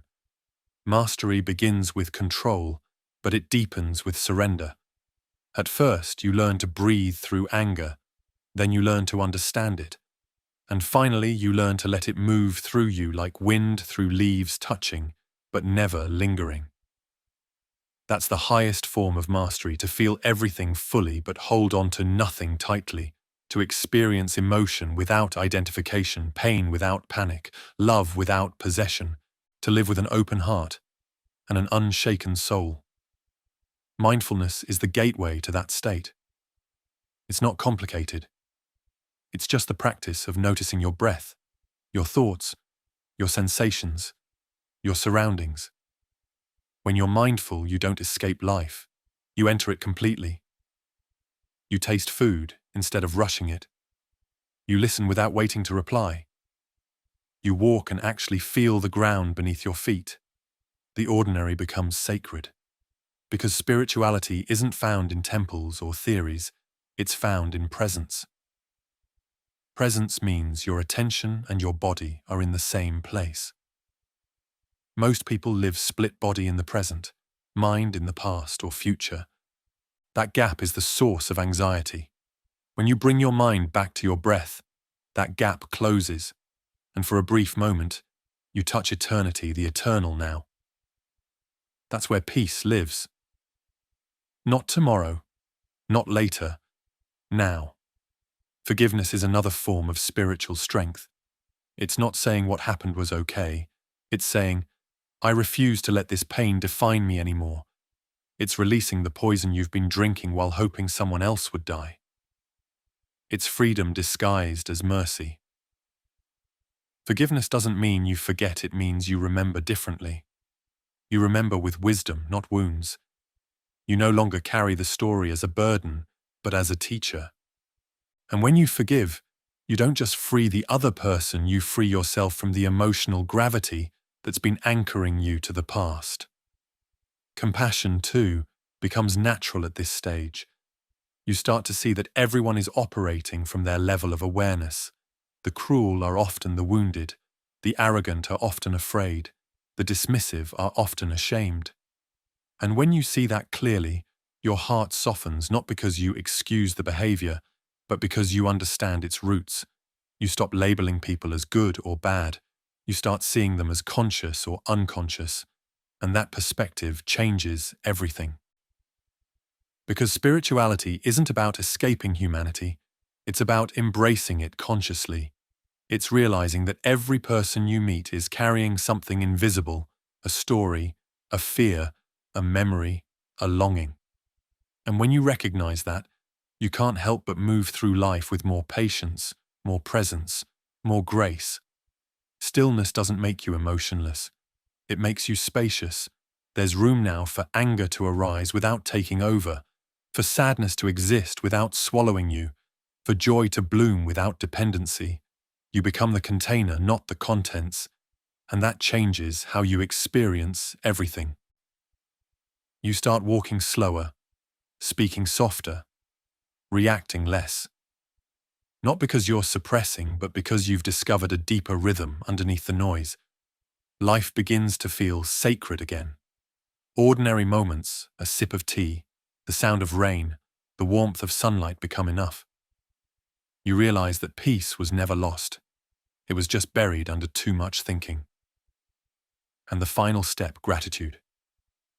Not for possessions, but for perception. Gratitude for awareness itself, for the breath that never left you, the lessons that pain gave you, the love that taught you, the silence that healed you. You realize that every heartbreak, every delay, every loss was an invitation, an initiation into consciousness. Nothing was wasted, nothing was random. Everything was a teacher in disguise. That's when emotional mastery transcends psychology and becomes spirituality. You no longer chase peace, you are peace. You no longer try to control life, you flow with it. You no longer seek validation, you recognize your wholeness in the stillness between thoughts. Emotional mastery is spiritual maturity, disguised as calm. It's not about becoming detached from life, but deeply attuned to it.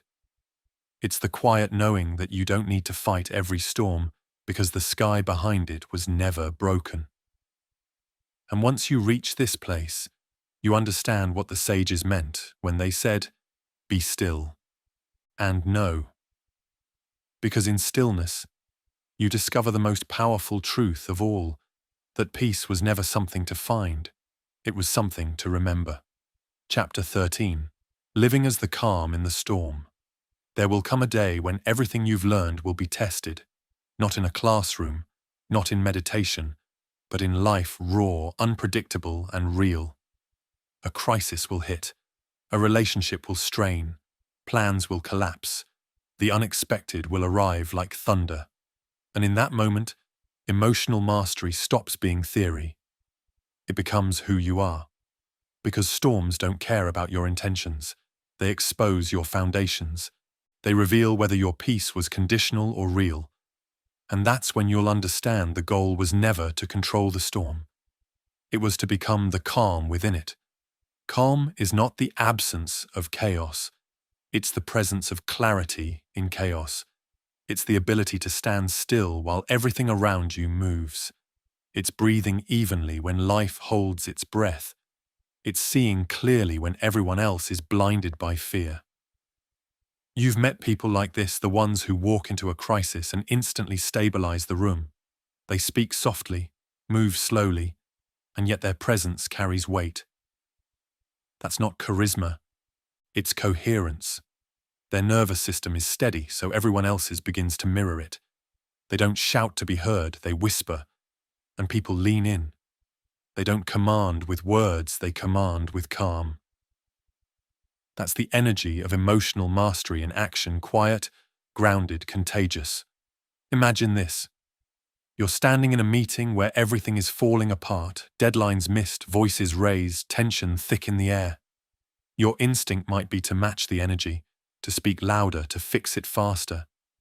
But instead, you pause. You take one conscious breath. You watch, listen, and observe the rhythm of panic, but you don't join it. And because you don't join it, the storm loses one participant. Soon, others follow your rhythm without realizing it. The volume drops, solutions start emerging. The crisis begins to shift not because of authority, but because of awareness. That's leadership through presence. Life will continue to bring storms, financial ones, emotional ones, spiritual ones. Some will pass in hours, some will reshape you forever. But when you live as the calm, you no longer fear them. Because you've stopped identifying with the weather. You've become the sky. The calm person doesn't avoid pain. They walk through it with awareness. They still feel fear, sadness, and anger, but none of it decides who they are. They act, not out of panic, but purpose. They respond, not to defend the ego, but to serve the truth. Their peace isn't fragile, it's earned. Let's take an example, the loss of a job. To most, it's panic, disappointment, identity collapse. To the mastered mind, it's data. It's life redirecting energy towards something more aligned. Instead of spiraling, they breathe. They assess, they plan, they adjust. They remind themselves, this isn't the end, it's a redirection. And because they stay calm, they see opportunities others miss. While the world reacts, they realign. That's not denial, it's direction. Another storm, a heartbreak. To the untrained heart, it feels like death. To the emotionally mastered, it feels like rebirth. They grieve fully, cry deeply, and still know this pain is sacred. It's teaching me where I overgave, where I forgot myself, where I confused attachment with love. They don't close off, they open wisely. They don't harden, they deepen. They use pain as a mirror, not a prison, and through that awareness their love evolves into something purer love without fear. Living as the calm doesn't mean being unaffected. It means being aware even while affected. It's choosing to pause before reacting, to think before assuming, to love before leaving. It's remembering that peace is not an emotion, it's a decision. You start noticing this shift in the smallest moments. Someone cuts you off in traffic. Instead of cursing, you exhale. A friend disappoints you. Instead of closing your heart, you communicate. A stranger's words sting instead of absorbing, you observe. Tiny acts, repeated daily, build your emotional empire brick by brick. You stop fighting for peace because you realize peace was never lost. It was buried under habit. Here's the paradox. The calmer you become, the more the world tests that calm. But each test only deepens it. You stop seeking validation from being unbothered. You find joy in being aware. You start seeing every trigger as a teacher, every argument as a classroom, every challenge as a chance to practice. And practice turns peace from something you chase into something you are. Living as the calm also means embracing uncertainty, because storms, by nature, are unpredictable. They destroy the illusion of control, and that's their gift. When you no longer depend on predictability, you begin to trust presence. You stop asking what will happen and start asking, how will I meet what happens? That question alone turns anxiety into readiness. Uncertainty becomes less of a threat and more of an invitation to create, to adapt, to flow. That's when life starts feeling lighter. Not easier, but lighter, because you've stopped fighting what you can't control. Sometimes, being the calm in the storm means being misunderstood. People will call you distant, emotionless, or detached, not realizing that calmness isn't coldness, it's control. You're no longer drowning in emotion, so your surface looks still. But underneath there's depth, silent, aware, alive. Calm doesn't mean you don't care. It means you care wisely. You no longer let every opinion enter your mind, every energy enter your heart. You love without absorbing. You help without drowning. You give without losing. That's what maturity looks like, caring deeply without carrying everything. And eventually, calm becomes your contribution to the world. Your presence becomes a stabilizer for others. Your peace becomes contagious. You stop trying to change people and start influencing them simply by being centered. Because peace doesn't preach, it radiates. When someone loses control, your calm anchors them. When someone shouts, your softness disarms them. When someone panics, your stillness reassures them. You become a quiet reminder that control is always possible if you look within. This is leadership without titles, guidance without speeches, the kind that shifts the energy of rooms, not through dominance, but through depth. To live as the calm in the storm is to live with deep trust. Trust that life is not against you. Trust that no feeling is final. Trust that what you lose is making space for what you're meant to gain. Trust that even in chaos, there's order working silently behind the scenes. It's walking through fire and knowing you won't burn, you'll forge. It's standing in rain and knowing it's cleansing you, not drowning you. It's meeting endings and knowing they're disguised beginnings. That's not positivity, that's perspective. Because peace isn't a result of perfection.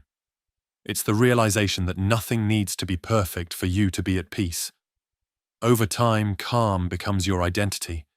Not a reaction, but your default state. You start speaking slower, listening deeper, moving more deliberately. You stop rushing to fix things and start trusting the timing of your awareness. You realize that patience is not waiting, it's trusting that the process itself is wisdom. When the world shakes, you remain still, not frozen, but present. You let the storm rage around you and still choose clarity over confusion, compassion over control, response over reaction. That's not detachment. That's mastery. You become the eye of the storm, silent, centered, powerful. The wind howls, but you don't flinch. Lightning strikes, but you don't run, because you've learned the truth. The storm was never the enemy. It was the training ground, and you were never meant to escape it. You were meant to embody peace within it. You've become what the world needs most, an unshaken soul. Not because life spared you, but because you learned how to stay conscious through it all.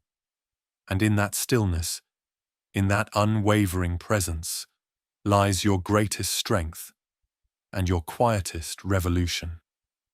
Chapter 14. The 30-day integration plan. Knowledge without practice is potential energy quiet, waiting. Mastery begins the moment you start living what you've learned, because awareness changes nothing until it moves through your habits, your breath, your choices. This final chapter is your invitation to do exactly that, to turn emotional wisdom into daily rhythm. Not a strict program, not a race, just a slow, conscious alignment between how you think, how you feel, and how you live. Week 1. The power of pause. For the first 7 days, focus on one simple act: pausing. Whenever you feel triggered in traffic, at work, during a conversation stop, take one conscious breath.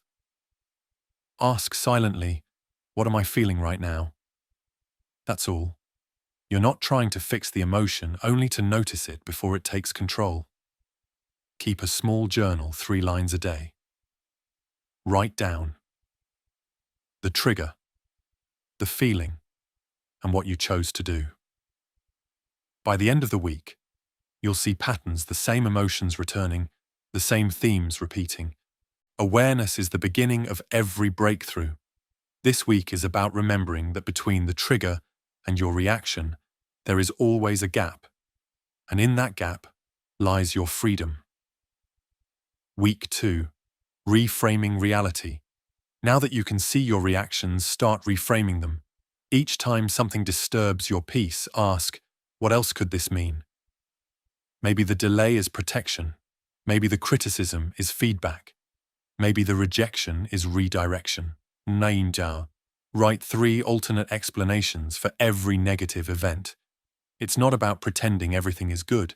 It's about training your brain to look beyond fear's first draft. Your perception creates your emotion. When you change the story, you change the feeling. This week is about building that flexibility, choosing interpretation over instinct. Week 3. Strength through discomfort. In the 3rd week, introduce controlled.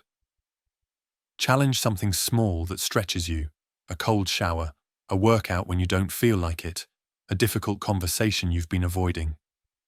Each act of deliberate discomfort teaches your nervous system we can handle intensity. And every time you breathe through the tension instead of escaping it, your baseline strengthens. This week isn't about toughness. It's about training calm under pressure. You're turning theory into reflex, converting understanding into embodied wisdom. Week 4.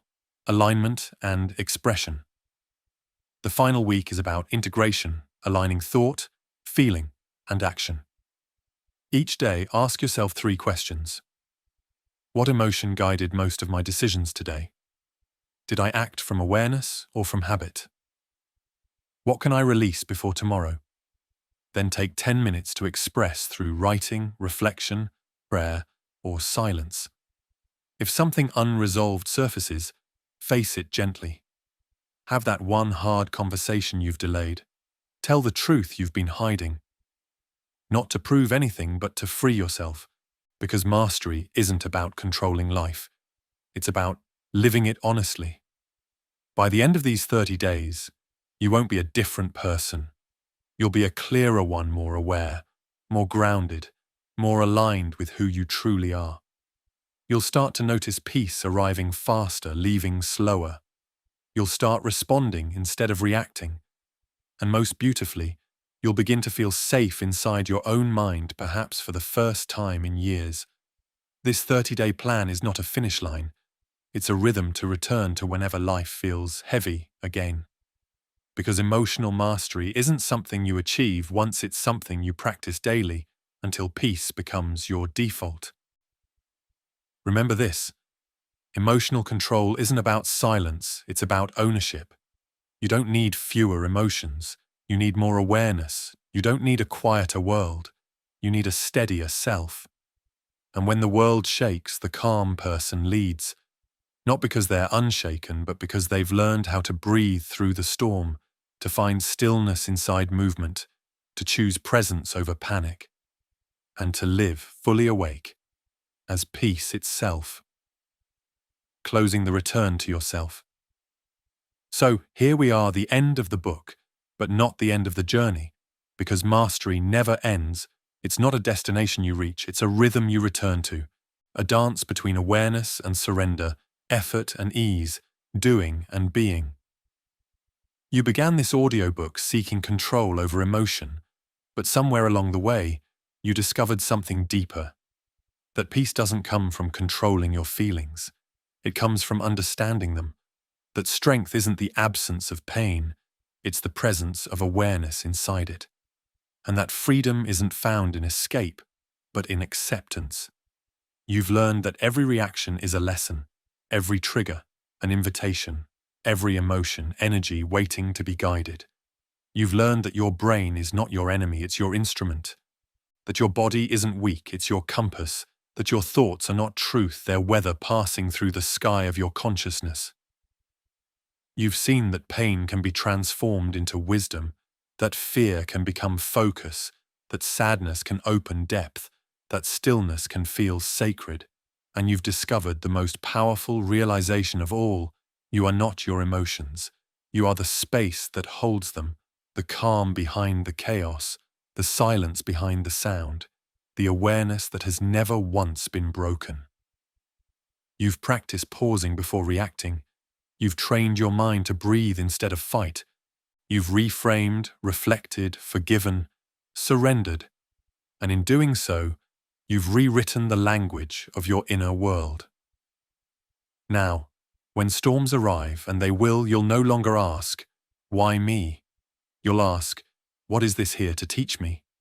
You'll stop fearing uncertainty and start trusting awareness, because you've seen that no matter how wild the waves become, the ocean beneath you remains calm, and that ocean is you. The truth is, life will never stop testing your peace. There will be noise, chaos, loss, and love again.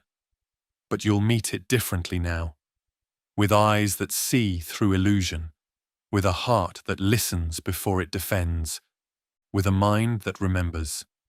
You can't control everything that happens, but you can always control how conscious you are through it. That's real power, quiet, grounded, steady, the kind that doesn't shout, the kind that moves mountains without noise. So, take a breath, inhale through your nose, hold for a moment, and exhale slowly. That's mastery, awareness returning to the body, peace returning to the present. You are here, you are safe, you are capable, and you are home finally within yourself. If this audiobook has helped you, if it softened your inner voice, steadied your emotions, or reminded you that calm is strength, then carry it forward. Share what you've learned not through advice, but through example.